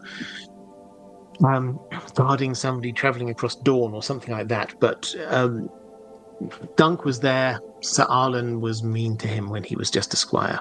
They meet up again, though, when Dunk is a knight. And Sebennifer is, again, not very nice. And he appears to spend half the time half drunk, and is just looking out for himself. He's almost the opposite of what a true knight should be. He's not there caring about the small folk. He's not there caring about defending those who aren't able to defend themselves, looking after truth or justice or anything like that. He's just after the cash, and wanting to stay out of trouble. Now, in the story, they're both hired by Sir Eustace, who has this border dispute going on, and as a part of this border dispute, Sebennifer attacks a member of the small folk, and he sort of slashes him, and he cuts off his nose, ear, something along those lines. And long story short, he scarpers. He goes. He doesn't wait for justice. He just heads out of there. He's decided, that's it. I don't need this. I'm gone. And Dunk then, in order to try and reach some kind of level of justice, he even like cuts himself on the cheeks to show, okay, look, I will take the punishment for him. So he is a significant character. But the whole is Dunk minded to go looking for him? No, I don't think that we don't get any indication. He thinks at the end of that story, he's there going, well, it could be quite nice to go to the wall. And then when we get to the third story, they're north of there, they're en route to the wall, and they're thinking, well, we just stopped off here and they're going to carry on doing it. So they're not looking for him. That's not top of his list of things to do. He wants to do that. He's still thinking about looking for Tansel Tutor, probably. He's probably thinking about Lady Rohan Weber more than he probably should do, as she's now a married woman again. So there's a lot of things on his mind, of things that he'd quite like to do. Sir Benefer's not anywhere near the top of that list. So I don't think he's going to proactively be hunting for him. He may run into him. And if so, yeah, he'll try and get him to do the right thing. He will probably want him to go and apologise to Lady Rohan Weber. That's a very Dunk thing for him to do. Even if this is years later, I think he would probably say, no, you owe her at the very least an apology.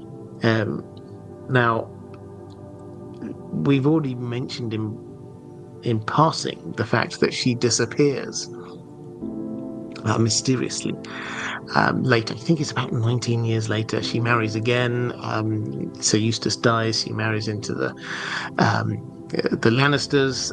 She has a few children there, and then just disappears. I do wonder whether everyone thinks that this is Dunk involved in some way. I do wonder whether or not the reason why Dunk gets back involved again is to do with Sir Benefer. It's just one of many reasons why they might get back in contact. And it does make me wonder. Everyone says, well, where might she have gone?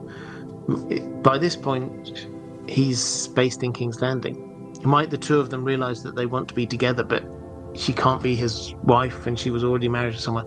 Maybe she just disappears and then reinvents herself and comes to King's Landing. Who knows? It's possible. Sir Steve saying, hello, good people. Just watched the trailer. Looks so good. I'm sure the show will be great. Surprised by how awesome the puppet dragon looked. The Dunk and Egg books are so beautifully written. Even though it has a simpler feel than the main story, it does so much to bring Westeros to life and build backstory to an epic tale. And the echoes that George R. R. Martin creates in this world. My pointless tinfoil theory is that Dunk is a descendant of Trystane Truefire. Both are tall, both wanted to be knights, and spoilers, I guess, both died tragically. Anyway, do you know if George R. R. Martin intends to write the Dunk and Egg stories as they age a bit? What age is Egg now, and when he becomes king? Just wondering if he wanted to write stories when Egg was king, possibly Summerhall. So, in answer to that last bit, yes, as we've said, he is. The idea is that he's going to write stories all the way through their life. So, yes, this would take them all the way up to Summerhall after he's king. In terms of ages, Egg is, helpfully for our calculations, born in the year 200. The first Dunk and Egg story, The Hedge Knight, happens in the year 209. And then third, I think, is in the year 212. So that's the age that Egg is, 9 and then 12. And in terms of the time span we've got after that, Summerhall is in the year 259. So Egg was 59 at the time. So yes, there's plenty of scope for lots of extra stories there. Just picking up on the puppet dragon. Yes, this is pretty good. I think I mentioned this before, but it's big. I was expecting a small dragon, but yeah, this is really good. And then Trystane Truefire. He's a character who appears towards the end of the Dance of the Dragons, after Rhaenyra has disappeared, has left King's Landing. Then we get 3 pretenders who all claim rulership of King's Landing. One basing themselves on each of the three big hills of King's Landing. The one who's based at the Red Keep is the one called Tristane Truefire, who is the champion of this guy called Sir Perkin the Flea. Now, Tristane Truefire, it is claimed, was the bastard son of Viserys Targaryen. He certainly looked Targaryen-y, and seemed to do some sensible thing. This is one of the fascinating things, is deliberate on George R. R. Martin's part, is that these pretenders who clearly had, that they were never going to actually end up ruling, some of them actually did a few things you go, that seems like a sensible policy. He did a couple of things that made sense. A couple of things didn't make a lot of sense, it has to be said. He would, also Perkin would basically be knighting people in return for their support, left, right, and centre, including people who were not knightly in the slightest. Anyway, Sir Tristane Truefire, he was held up as being the heir, but Sir Perkin the Flea eventually gave him up, and he was executed. It is a sad story. We're not told that he's hugely tall, but we're told that he was gangly, which seems to imply big in some way, long limbs at least. So, it's possible, but I think unlikely myself. So friends saying, happy Thursday, Robert, and to you too. How many characters in the main story do you see being potentially related to Dunk? Might they not all be good characters like Brienne and Hodor? More than once in A Song of Ice and Fire, specific references are made to the largest known people in the land. The Umbers are potentially linked back to giants, so we could potentially rule those out, but how about the Cleganes? Best wishes, warmest regards. P.S. I've just upgraded my Patreon subscription, so thank you for the In Deep Sleep channel. With the sleep troubles caused by an 18-month-old at home, listening to reruns of your streams has been a huge help to me. Thank you. Well, thank you very much. I hugely appreciate that. And yeah, if you want to upgrade Patreon, then feel free. Thank you so much for that. So yeah, who might be? Well, George R. R. Martin has basically confirmed Brienne. Hodor seems very, very likely. But then we're sort of casting around for other characters. The Umbers are very tall. Small John and Great John Umber is, I can't remember how tall they said he is, but he's like one of the 3 or 4 tallest characters in the whole series. But as you say, the legends there are that they're descended from giants, so we don't need to have someone like Sir Duncan coming in to inject a few tall DNA points in their favour. As for the Cleganes, I mean, there is certainly the tallest character that we have in the whole series is the Mountain, and Sandor is also very tall. Sandor the Hound also has, it's not complete by any stretch of the imagination, don't misquote me on this one, but he has some echoes of this same thing that Brienne has and that Sir Duncan has, which is this kind of true knight vibe. He's not a true knight. However, he retains this kind of image, which is, so Dunk, we're pretty sure wasn't technically actually a knight. Brienne, not actually technically a knight. The Hound, member of the Kingsguard, but very much said, I am not a knight. He refused to be knighted. So there's an echo there. And then you say, okay, but does he defend the weak, the poor, and the defenseless? Well, of all the members of the Kingsguard, he's the one who seems to protect Sansa the most. And then he also protects Arya later on. Although he has done some horrific things, there are elements there of the true knight vibe going on. Does that mean that he's the descendant of Sir Duncan? No, not at all. It means that he's an echo of the sort of the trope that George R. R. Martin has created. I don't think it seems likely to me that those characters would be descendants of him. There is, however, one more character that I would hold up as being likely to be a descendant of Dunk, and that is someone called Small Paul, who we meet at the Wall. And he is a member of the Night's Watch, and he matches a lot of the descriptors. He's very tall, he's very strong, the strongest member of the Night's Watch, we're told. He's not the cleverest,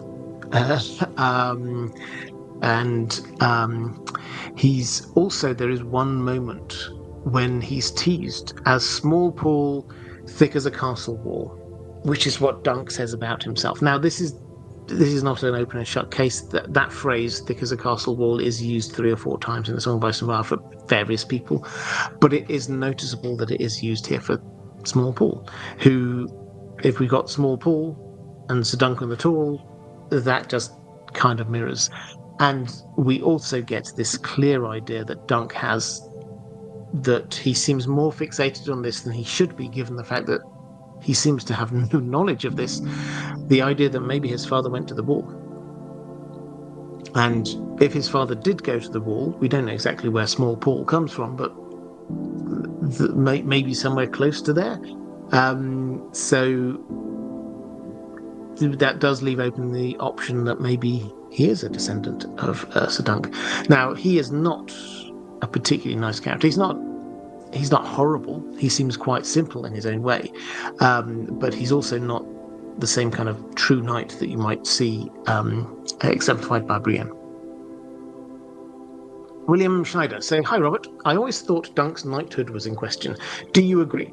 Do you think the show will take any creative license and show if Dunk was or wasn't truly knighted?" Well, we've touched on this a few times, so let's deal with it here. The books do not say categorically one way or the other, but there are some very strong hints. Now, just to pull out 3, I did ages ago a video on this, so I think that one's come down, and I will put it back up again. But first of all, the opening scene, it looks like it's probably going to be the opening scene of the show as well, but the opening scene of the first story is Dunk, who is there burying Sir Arlen. His old knight master has died, and he's thinking to himself, well, what do I do now? I'm the squire to this guy. What jobs are there for squires? Well, maybe I could join the city watch. Maybe I could go off and join a mercenary company. He's thinking through these things. What job does a squire possibly have? And then he just suddenly stops and he thinks for a moment. And then we cut to the next scene, and he's there with all the knightly stuff and going off to a tourney. And you're left to go, well, what happened? Surely he was not a knight when Sir Arlen had died. He was not thinking, oh no, I'm a knight, what do I do now? He was thinking, oh, I'm not a knight, what do I do now? And then he has an idea. So that's the clear setup for what this is. Then we get a few other clues, like him being a little bit vague about what actually happened when he was asked, so what did happen? And he's a little bit vague on it. We get a moment when he discovers Egg as actually he had a secret he was hiding. He was pretending not to be a Targaryen. He was a Targaryen. And Dunk thinks, yeah, well, I suppose we all have our big secrets, don't we? And the clear implication is that he's carrying around a secret as well. And then we also get a moment a little bit later in the story where Sir Rosamund Fossaway is there and wanting to fight on their side in the trial by combat, trial of the Seven. And it's decided he needs to be knighted. Someone needs to knight him. And now the rule was any knight can knight another person. So you have to be a knight in order to do this. And so they said, Dunk, come on, you're a knight. Knight this guy. And Dunk's like, well, maybe could someone else do it? And he's he's clearly not wanting to, which makes you wonder whether, when you add it to these other clues, is that because he knows that he's not a knight and he's willing to take that lie on for himself, but he is fundamentally a good person and does not want to falsely knight somebody else, or he would feel bad about that. So that's the headline there. It's not Frostman, it was Raymond Fossaway. Sorry. What will they do with this on the show? I hope, and I think they will keep it vague as well. I think it's going to be one of those things that the audience should be able to read between the lines and say, so actually he's not really a knight. And I think that would translate quite well across to a new medium, across to the TV. So, is there a way they might do it? I mean, I think that as much as anything else, I would look at this and go, if this is being shown from Dunk's perspective, it would have to be quite forced. If they want to, they would have to create some conversation. We're not going to hear the inside of his brain. They will have a moment perhaps when he's there and he's sort of like digging the grave. And maybe he like talked to himself. It's like, I don't know what I do now. And then he like looks at the sword and he goes, maybe they will leave it like that. But I don't think that they would go as far as to have him say, I know what, I'm going to pretend to be a knight. I don't think they'll have him spell it out like that. So, they'll keep it a little bit of unclear, I think. LJ is saying, hi Robert, the whole trailer gave me such big BBC's Merlin vibes in the best possible way. Is there a casting that you're particularly happy with or surprised by? Thanks to you and the mods. Well, thank you, and thank you mods.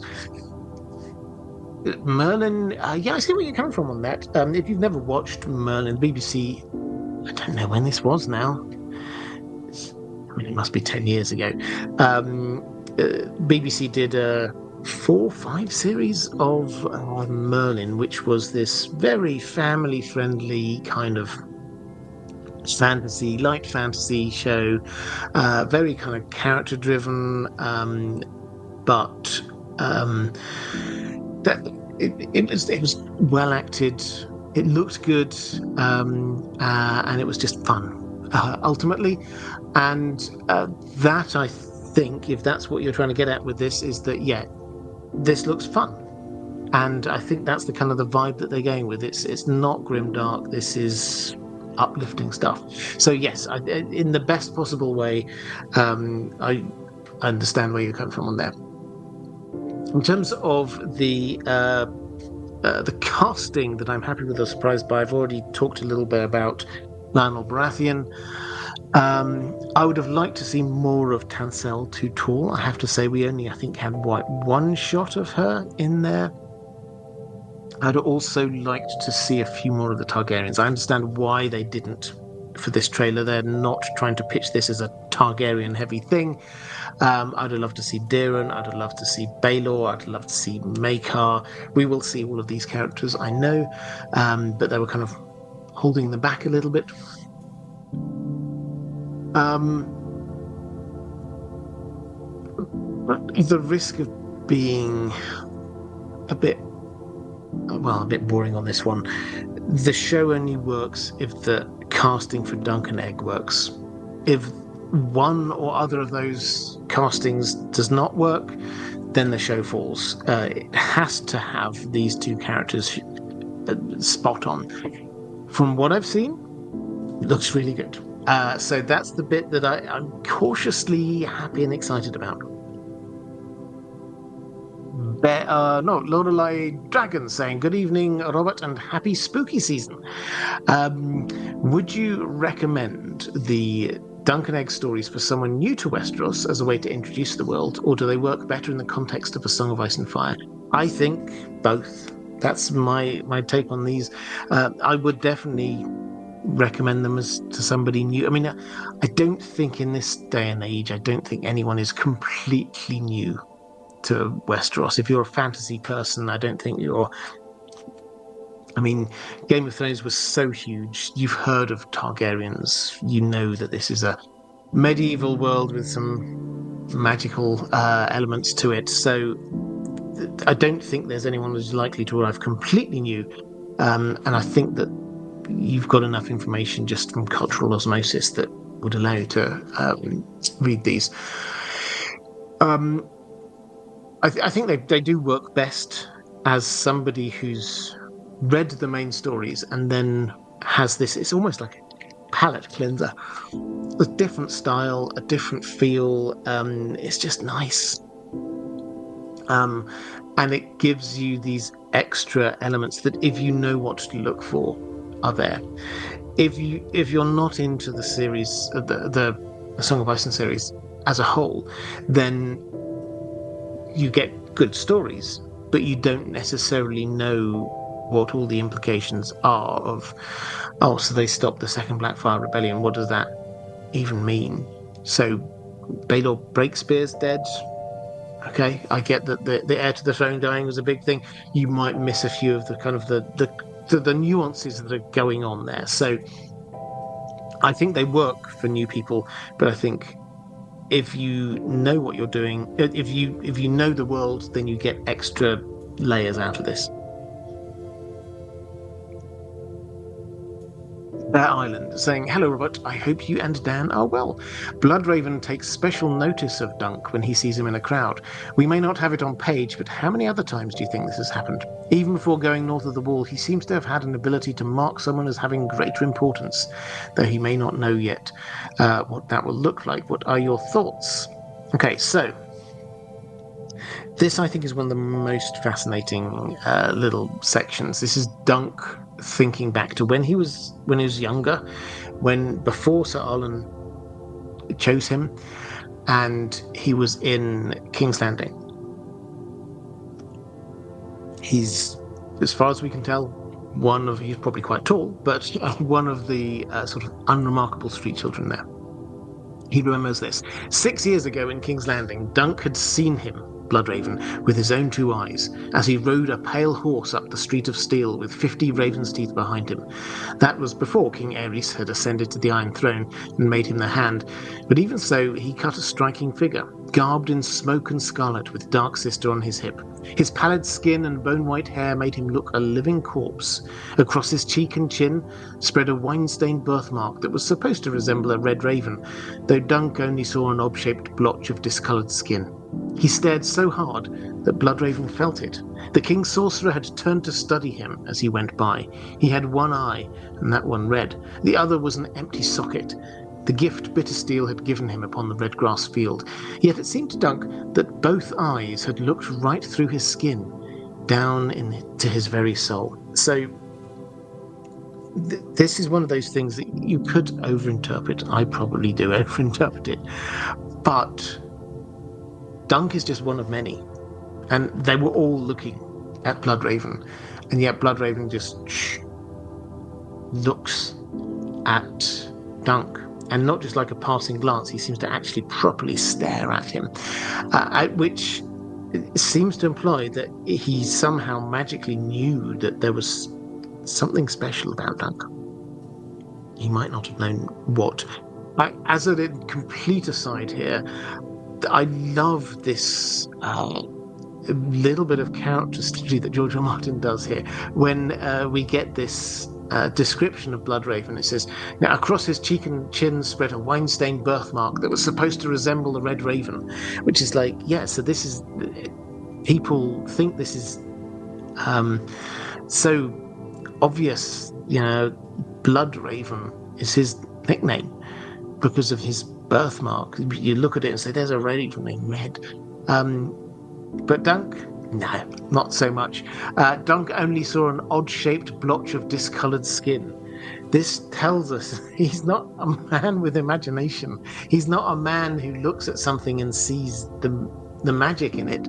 He just sees, that's just a blotch of mismatched skin, discoloured skin. So it's like, That tells us a huge amount about Dunk and his lack of imagination, for sort of want of a better phrase. But in all of those things,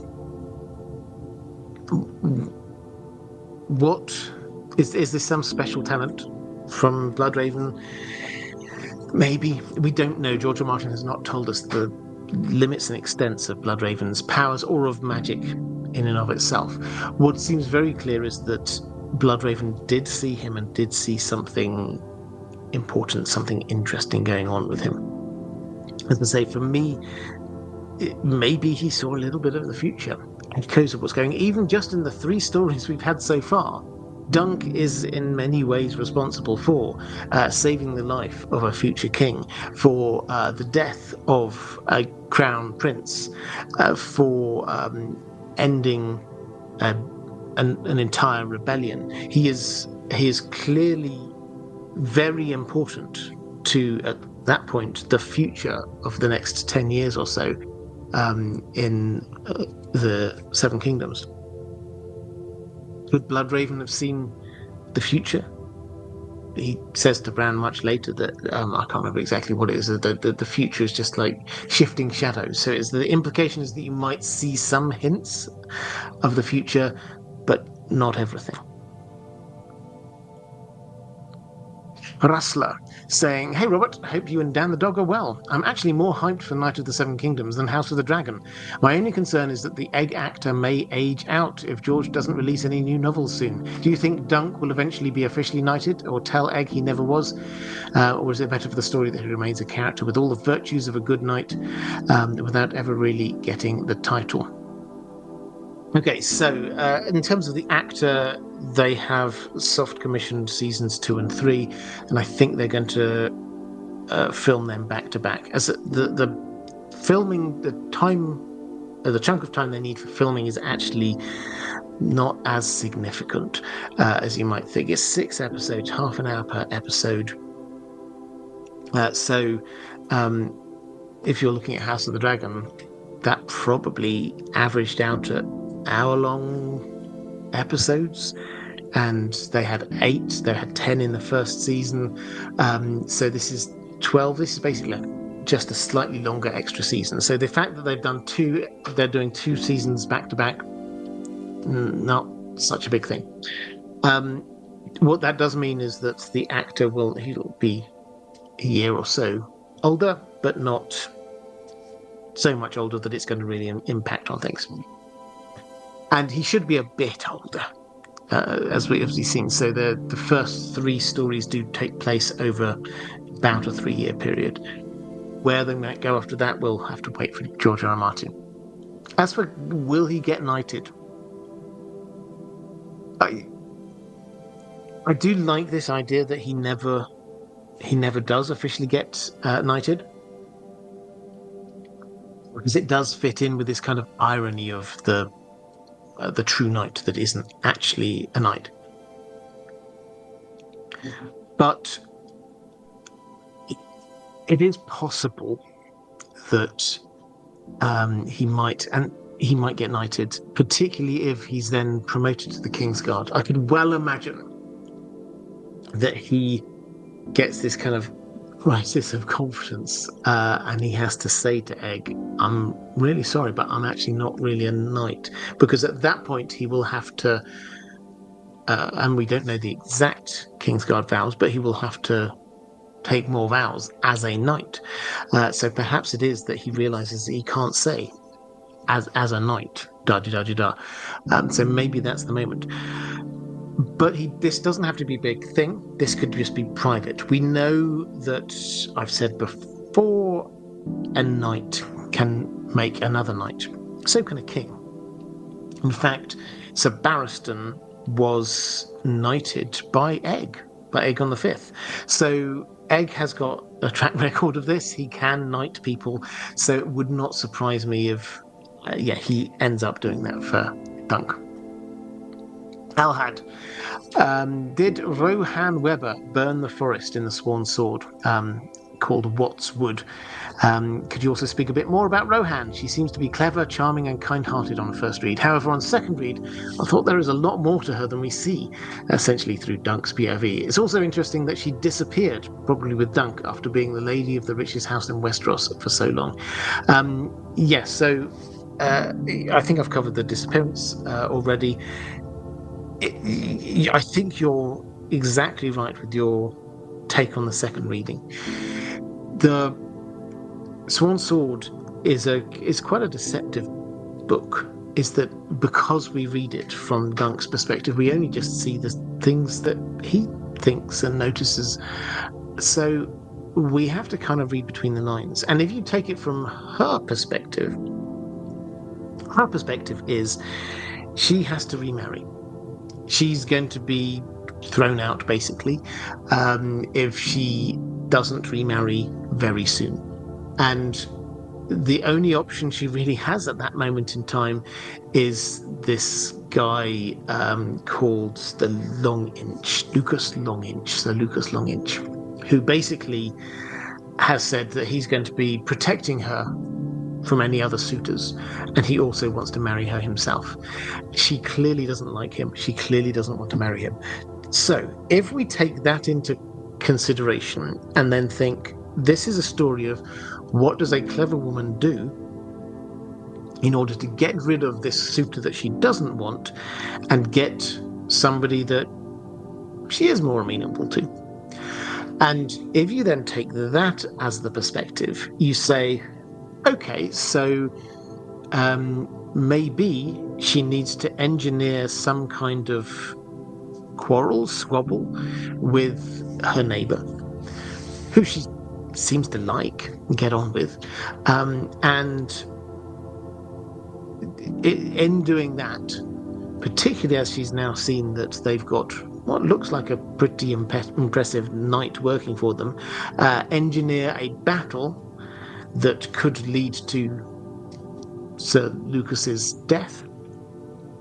And after that, she could come to some kind of negotiated peace, which includes marrying the two lands. The border dispute is about the fact that there's a drought on at the time, and she dams the river, which serves both their lands. And so the obvious answer to this is, will you merge your lands and get rid of the dam? That's it's a matter of how do you get to that point. Now, the kind of the setup is that she is, first of all, she expresses outrage at the fact that one of her people was attacked, forcing there to be some sort of confrontation, and presumably knowing that Sir Benefo is not going to turn up and take hand himself into justice. So she can be outraged at this, and then sends away the delegation that comes to talk to her by saying, I will send sword and fire, which is an interesting choice of words, because then this wood, which happens to be in her neighbour's land, burns down. They obviously accuse her. You said the word fire, now there's a fire. And she's like, what? It's not me. So she is then outraged by that, and the only way that they can get some kind of conclusion on this is by having their champions fight. If you look at the story from that perspective, she's been manipulating the whole thing just to get rid of Sir Lucas and to marry the person she wants and to merge their two lands. Dunk doesn't really notice any of this, but I think we're supposed to. Now, it's not 100%. At no point do we hear her actually give an order. It seems that there is a drought on, and we're told that the wood is incredibly sort of dry, and people do often think, oh yeah, I think even Dunk thinks to himself, yeah, just like a little spark would send all of that burning. So the potential for there to be just an accidental fire is quite high. It's the timing that's the issue. This happens the very day after she threatens about fire, and it happens the very day after Dunk goes to meet her. And she can take his measure. And so the coincidence seems very strong, to the extent that you go, well, who actually benefits from this? Who? Certainly not Sir Eustace. That's his woodland that's burned down. He's not the person who benefits from it. The only person who potentially benefits from it is her. If she can use this as a way to prompt that battle, and if she can then use this as a way potentially to be marrying the person that she does want to marry. So I think the answer is yes, probably. We've not got the evidence to say yes, definitely, but yes, probably.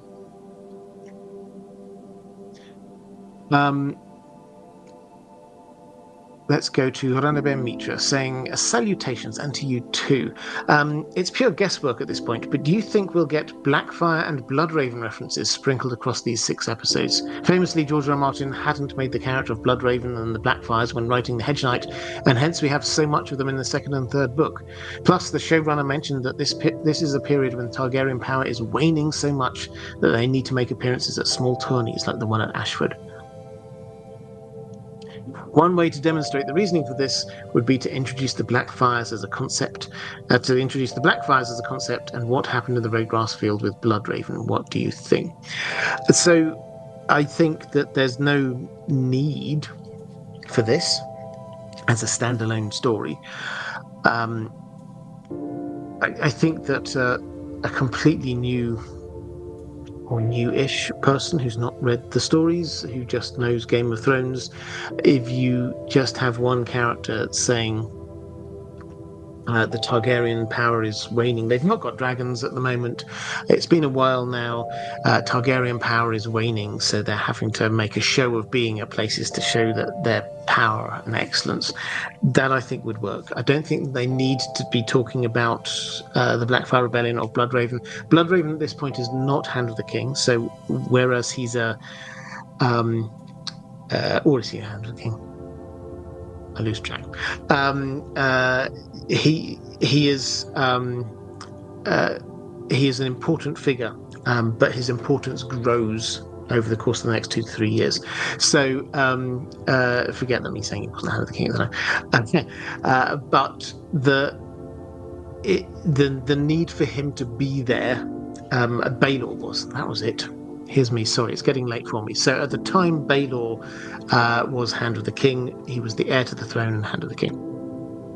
Now, I don't think we need to explain all the background plot as to why the Targaryens. I think the absence of dragons is a clear enough reason for most casual viewers to understand the Targaryens need to be doing other things to be showing that they're powerful. Bloodraven, I think a couple of mentions will probably be good enough. And as for the Blackfire Rebellion, we need to know about that in advance of season 3. So maybe a little bit of a mention in story 2, Sworn Sword. That's when this really kind of ramps up. So Eustace is always telling these tales, explaining what happened, how the country was divided, etc., etc. That is what set these things up for story 3. I think they can do that probably on the TV show as well. So I'm expecting a few mentions here and there, but not a significant amount, because that won't pay off in this story, and it won't pay off in the next story either. It will only be the 3rd story that it will. Ryan's Orcas saying, hi Robert, all these other shows, George R. R. Martin has time for that. Why can't he release at least half of the Winds of Winter? I read the books in the early 2000s, never read the stories, the novellas that tell the stories of Dunk and Egg. Have a good podcast. Well, thank you very much. I entirely get your frustration here. As for, well, first of all, do read the stories because they are excellent. They're a very different feel, but very much a part of this world. As for his time commitment on this, and it's quite hard to say. It has to be said. He was engaged with this. He's not the showrunner. He's not a writer on it. He definitely has had a few long meetings about it, let's put it that way. He definitely took time to visit the set, and he's provided feedback on various things. So this has engaged his time. We shouldn't pretend otherwise. And yes, that is time that he could be spending on The Winds of Winter. Again, we shouldn't pretend otherwise. But I don't think we can say this is the reason The Winds of Winter hasn't happened. I know you weren't saying that, but it's like, well, he's had a few years now. Take as long as you need, George. I'm very happy for that. But yeah, all bits of extra content, I'm very happy about. Kayla Jones saying, "Hello, Robert. I guess spoiler alert for the Mystery Knight, but I feel knowledge of the first Blackfire Rebellion and the Blackfires in general is definitely needed for the payoff of the twist in the Mystery Knight to be fulfilling. In general, even the first story is taking place in the backdrop to the aftermath of the first rebellion. But with Dunk, we're so close to the ground, it's not vital to the story. Since it becomes so important later on, do you think we'll get much backstory or build-up about the Blackfires in the first season?" Yeah, so this is sort of roughly the same ground that we were covering just a moment ago. So yes, this is the background to what's going on. It wasn't an important part of story one. I think that they should be sowing the seeds in story two. Story three, the payoff does require you to understand a little bit, but with good writing, you don't need to know all the details. All you need to, if you're a casual viewer, in order for that payoff to work, what you need is to understand, oh, there's the Blackfires is like another branch of the Targaryens, and they had a rebellion, and now this is them planning another one. That's all you need, and you can do that quite easily in just a few conversations. Some in book 2, season 2, some at the beginning of season 3, and in fact you get a lot of that. You get the Dunk and Egg sort of stop off en route to White Walls. They stop off and have a happy little chat to a few other knights on their way there, one of whom may be somebody in disguise, but they're talking to people, and this comes out. That's how George R. R. Martin, within that story, set it up himself. So I think in 6 episodes they could set things up in episodes 1 and 2 that allow the payoff in episode 6. 444 saying, "Hi Robert, I must admit that A Knight of the Seven Kingdoms is my top 3 of short fiction, so I'm a little nervous about this adaptation. It's HBO, so I'm pretty sure that scenery, casting, directing, cinematography, etc. will be top-notch, but I'm worried about the additional stuff that they have to write to fill all 6 episodes. Do we know what else, except the novella itself, they want to show there?" No. And so I'm also nervous, but from what I've seen, I'm being reassured. And from what I've heard, I'm being reassured. I think it is quite telling how George R. Martin does, at this stage, he doesn't need to promote any of these things. I think it's telling that he has happily sat on a stage with the showrunner and the stars to be promoting this now.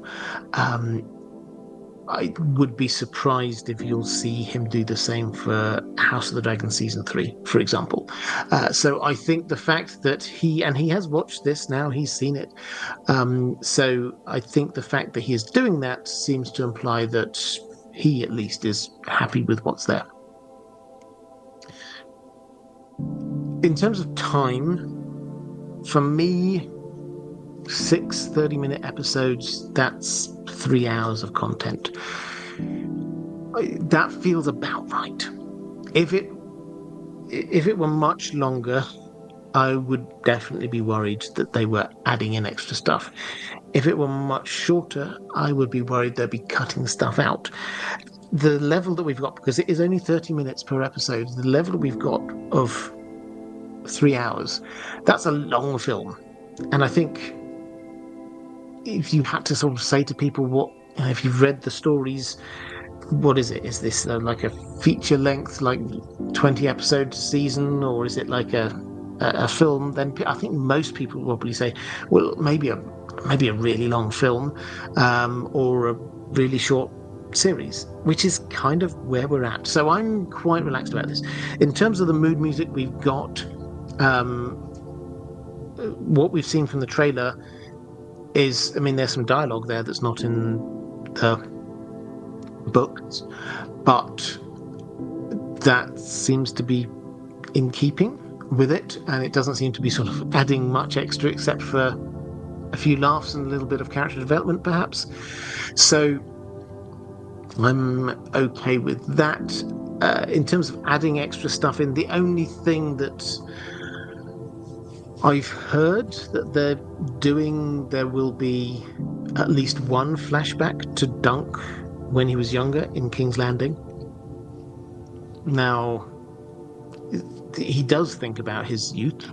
Not as much as he thinks about Sir Arlen, it has to be said. He thinks about Sir Arlen a lot.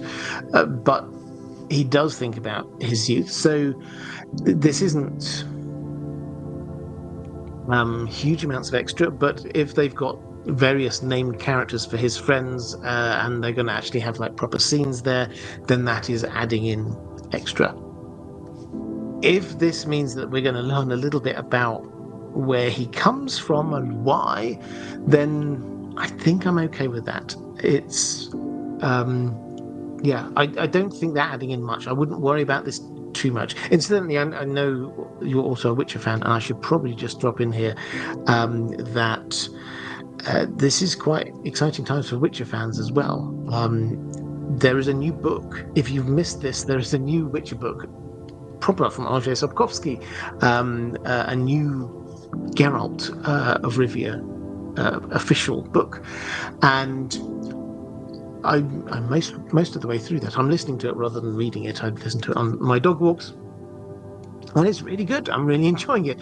There is a lot of lore drops, it has to be said. It does feel a little bit so far, a little bit like the author is perhaps correcting a couple of things that we've seen in some of the recent TV show and spin-offs.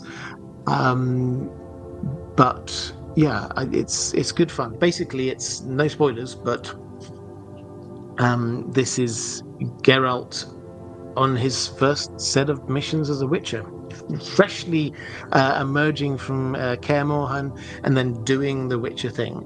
So that's the pitch, and I think it's really good. I will do a video at least on that.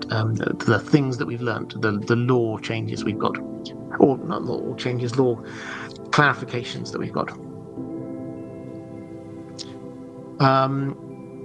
Zvibo saying, "Hi Rod, been loving the mysteries streams recently, along with In Deep Sleep. I'm glad people are liking In Deep Sleep. The trailer for the show looked great, although I wish they would allow things to be a bit more colourful, especially for Attorney. I know they have now greenlit 2 more seasons, presumably covering the next couple of books, but these things do take a while to film. Is there a risk of Egg's actor aging out of the role? What is the in-world timeline of the existing stories? How would any future stories fit into that?" Okay, so in terms of the colour, I think I've covered a few of those things already, like the actor aging up and things like that. The in-world timeline, I think I've also covered, but in the first bit about the colour, I think it's quite interesting. One of the first things that I saw, obviously I paid a lot of attention to the sort of the people's reactions to these things. We had, before the trailer, yesterday and the day before, they dropped a few different things. There was a teaser for the trailer, which was really quite nice. It was only about 5-10 seconds long, but I quite enjoyed it. Plus, there's quite a few still shots, and I think one of the overwhelming things that people said was it's brighter compared to the old Game of Thrones, House of the Dragon, which is a lot of it's quite dark, a lot of interiors. This is a lot of exteriors. George R. R. Martin is a big fan of color for tourneys. It's one of the things he said, incidentally. He said he had 3 conditions for House of the Dragon. This is going back a little while now, but he had 3 conditions. That he said he wanted Jaehaerys II written back into the timeline, which they have done. I mean, Jaehaerys II doesn't happen during the Dance of the Dragons. He happens a lot later. But Game of Thrones, for various reasons, they just wrote him out of the timeline. So he wanted Jaehaerys II put back into the TV timeline. He wanted the dragons to be more colourful and more clearly differentiated, which they did do. If you think Dany's dragons all seem relatively similar, yes, they had different colours, but they were relatively similar. Now, if you think about the design of the dragons in House of the Dragon, there's different types. There's sort of the long worm-like ones. There's the really quite large ones like Vhagar. So Caraxes is the sort of the more worm-like one. So they've got 3, 4, 5 different types of dragons, and the colours are more pronounced. He also said he wanted more emphasis placed on the sigils, differentiation between different houses, which they did a little bit of, it has to be said as well. I think that we will see this here. It would be my guess that we will have a lot more, particularly in the tourney itself, a lot more showing who is who by what's painted on their shield or something like that. So yeah, I can understand we didn't see a lot of that. The bits of knights charging at each other looked like it was the Trial of the Seven, rather, which they seem to have made more mistier and moodier, rather than the actual tourney itself, where you just get one knight coming up against another one. Hi. Adam Keats. That was the end of my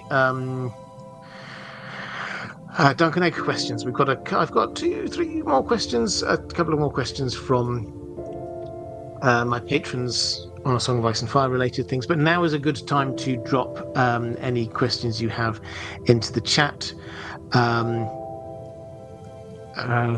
Carl Snarks, that was just going into the chat. This was a little while ago, saying George Martin mentioned how he started Game of Thrones with only 7 POVs, but it grew and grew, and now he wishes he could go back and smack himself.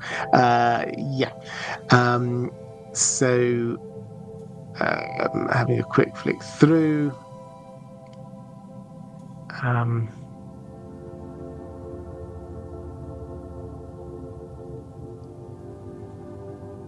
Carl Plasnak saying it is a bit gloomy, but the tourney is set in the Mistwood, so I suppose it fits.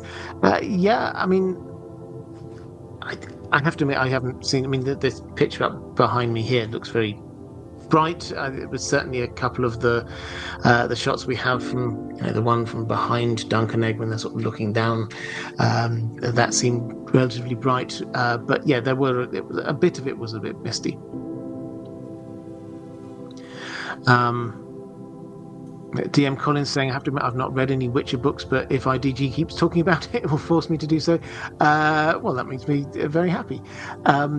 So with, just so you know, in terms of sort of my Witcher strategy, I've said this a few times, but in terms of I said Witcher strategy, makes it sound so much more grandiose than it actually is.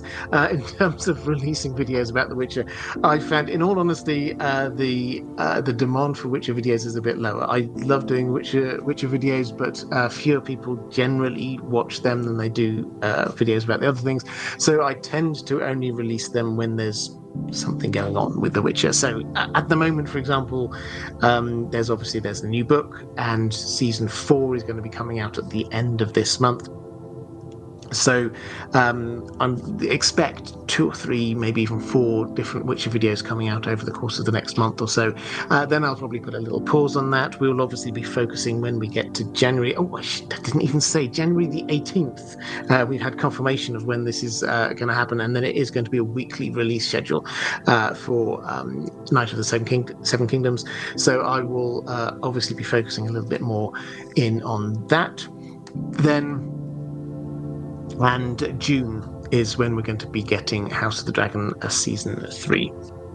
So I think that's all in terms of stuff coming up. Rings of Power season 3 is likely to be here the second half of next year. I would imagine they're still very much filming that. Right. Okay, so let's go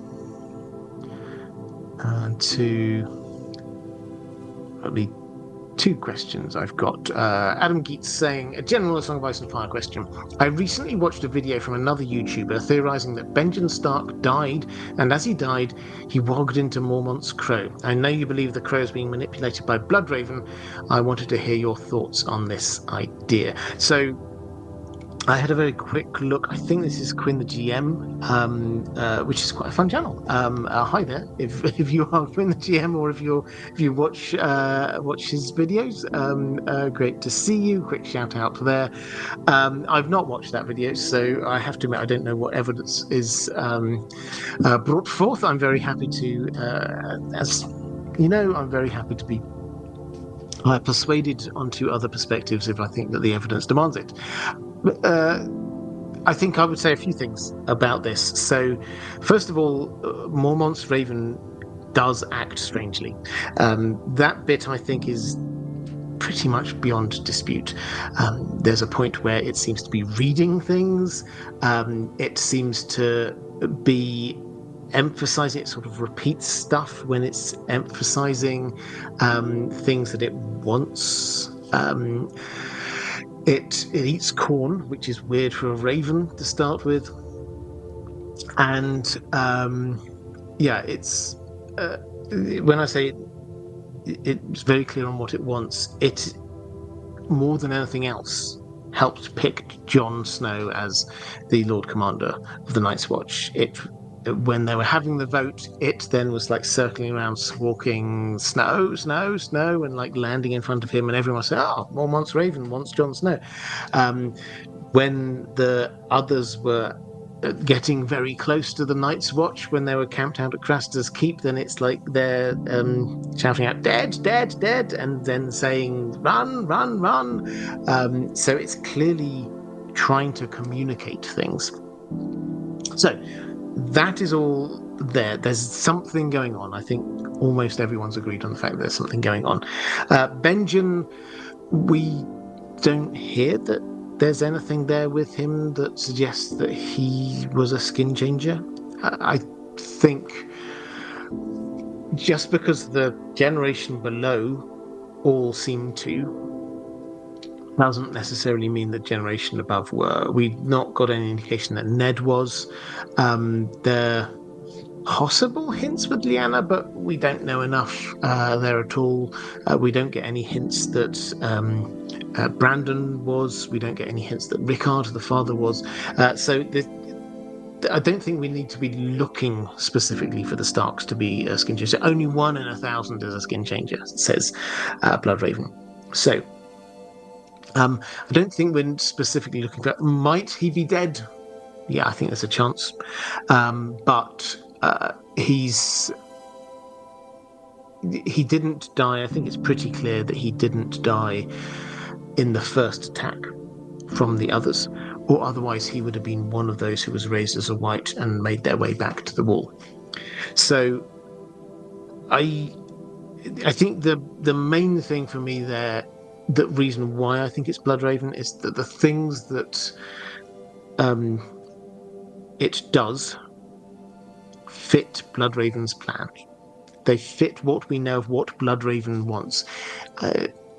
So it is there when Jon gets his dream of being the prince that was promised, Azor Ahai reborn. Then who's there waking him up? It's the Raven. The Raven seems to be there, right by his head while he was having that dream. While Jon is there being made Lord Commander, it's the Raven making him Lord Commander, and so on. It seems to be the kind of things you'd expect Bloodraven to be doing, seems to be what that Raven was. Does that mean it wasn't Benjen? No, but personally, I've not seen any evidence to suggest that it is. I'd be interested. I'll have a look at the video at some point, and if I change my mind on it, I will let you know.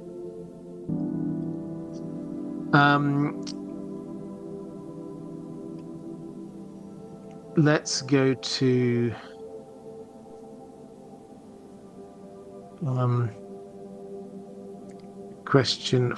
last question from my patrons. Yeldenil, unrelated question about Varys. I wonder why he was made a eunuch. If he really does have king's blood, or any part, surely any part would have sufficed as a sacrifice for blood magic. Do you think someone wanted him not to procreate? Is he possibly the last of a bloodline? Well, it's entirely possible. That whole episode is unclear for a number of reasons. Firstly, because this is Varys telling us, and we shouldn't necessarily believe Varys in everything that he says. He is clearly trying to get Tyrion on side and make Tyrion feel sympathetic and give him a reason to look like he hates magic users. So that's part of the reason.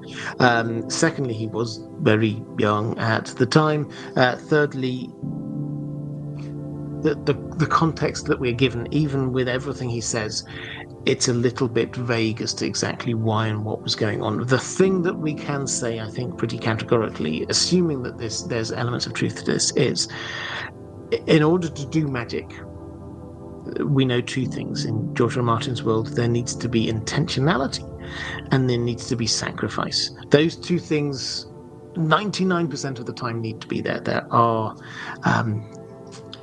some exceptions, but 99% of the time you'll find intentionality and you'll find sacrifice. The intentionality is definitely there. This magician intended to talk to whoever it was in the flames, and so that's there. The sacrifice was Varys. Now, if the working assumption, I did a video on this if you're interested. The working assumption that I have is that he was picked, because you could, as a magician, out looking for any old random sacrifice, you could just pick up any old street child. He didn't. He went to a specific child who was employed as part of a mama's troupe and offered a lot of money for that specific child. So whoever it was wanted a wire. They wanted that person, that specific boy, which seems to imply there is something about Varys. Now, I think the most likely implication is that it's because he was from some line of Blackfires or Targaryens or something like that, probably a bastard after many generations. And if you're going to make a sacrifice, then obviously the top sacrifice would be to kill him, but then what else is there after that? Well, to end the bloodline would give you a huge amount. That would be a huge sacrifice. So that's my working assumption, is that somebody did that, chose him deliberately because of who he was that he perhaps didn't know, and then did that particular sacrifice because it was going to be quite a powerful one. Right, let's have a quick flick through. Samal Soul saying, "Where are you in the world? Is it not bedtime?" Thank you very much. I'm in the UK, and yes, it is indeed bedtime. Let's go to, I don't know whether that was you asking me or asking somebody else. Kira Adele saying, "Going to read his Dark Materials books soon." Yeah, they're excellent as well. Train Surfer saying, "Now is the Winterfell of our discontent." I like it. And I think that's probably Cam's Crash Course is saying, "I thought both Lyanna and Brandon were referred to as centaurs, but she was the better rider of them." Hello, everyone. Yeah, so she was. I remember exactly what I said a moment ago. There are hints with Lyanna that she was half horse. That one, I think, was the actual phrase, maybe even from Roose Bolton, and so which implies that she was a very good rider. Does that mean that she was a skin changer? No. It might just mean that she's a very good writer, but it's possible. So there are hints, but we can't actually say any more than that. I hope you found this good. As I say, I didn't do quite deliberately didn't do a breakdown of the trailer. Part of the reason with that is that actually I don't think there's anything that surprising in it. I'm sort of coming back around to the trailer towards the end of this stream. Is that when a lot of these trailer breakdowns, when you got like House of the Dragon or something, it's like, oh well, what's happening in that scene? Why are those people talking to each other? What's going on here? Who's this group of people? When I was watching that trailer, just the first one, there's much more to come, I'm sure. There was nothing there that made me go, that's not right. That's not in the books. There are some scenes which are kind of, they look made up, but sympathetic made up, and not changing huge amounts of the plot. It's just Dunk being there in and around the tourney. So there's a lot there to like, and there's not a lot there that I could kind of pick at or feel that I need to be making huge amounts of explanations for. I felt it was just a really well put together trailer that it was easy access for people who weren't quite as nerdy as perhaps we are. That is that's why I did that. I think I was going to do a Lord of the Rings one this time, maybe next week, or actually no, I know I'm doing next week. Next week, I I have a few times done tinfoil Thursdays, which has been great fun, and I've just said to people, just give me your tinfoil theories and we'll talk about them. Thought I'd tweak it a little bit. This is just a thought, and I don't know exactly what to call it. Maybe Headcanon Thursday, something along those lines. I would love to know what you don't think this is a tinfoil. You think this makes sense. You can't prove it, but it kind of fits all the facts for you. You know the kind of things that we're talking about, that this is my headcanon, that this is what is going on. So, for example, what have we got? Howland and Ashara is just, as a classic example. For me, that's headcanon. That just works on every level. I haven't got 100% proof on it, but I think all the facts that we've been given, that they support it, and so that works for me. I'd love to know, and we'll do this next week, and I'll get headcanon from my patrons, and then we'll pick up as many as we can in the chat as we're going through. I think that'll be a lot of fun. And then we'll do a Lord of the Rings one maybe the week after that.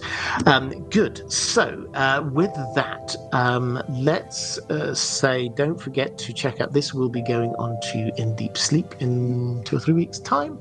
If you do go to sleep to these videos, you're very welcome to.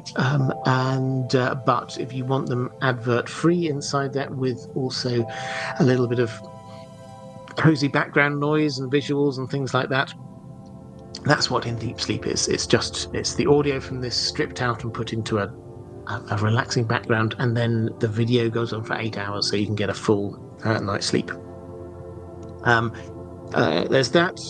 The Well Told Tale, which is my audiobook channel. We're just nearing the end of the War of the Worlds, so I think I've been a bit behind on uploading them, but we've got another one which is, I think, 2 more episodes to go, and they'll come up over the next 2 weeks.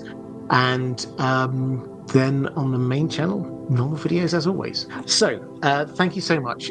Moderators, you are amazing. Thank you again. If you're there in the chat, please send them a last little bit of love.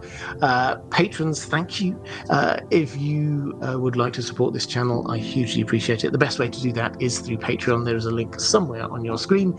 And if you are watching this on IDG Live a little bit later, appearing somewhere around here, it's going to be a link to some other live streams that I've done. Appearing somewhere around here is a link to my Patreon page. That is all for this time.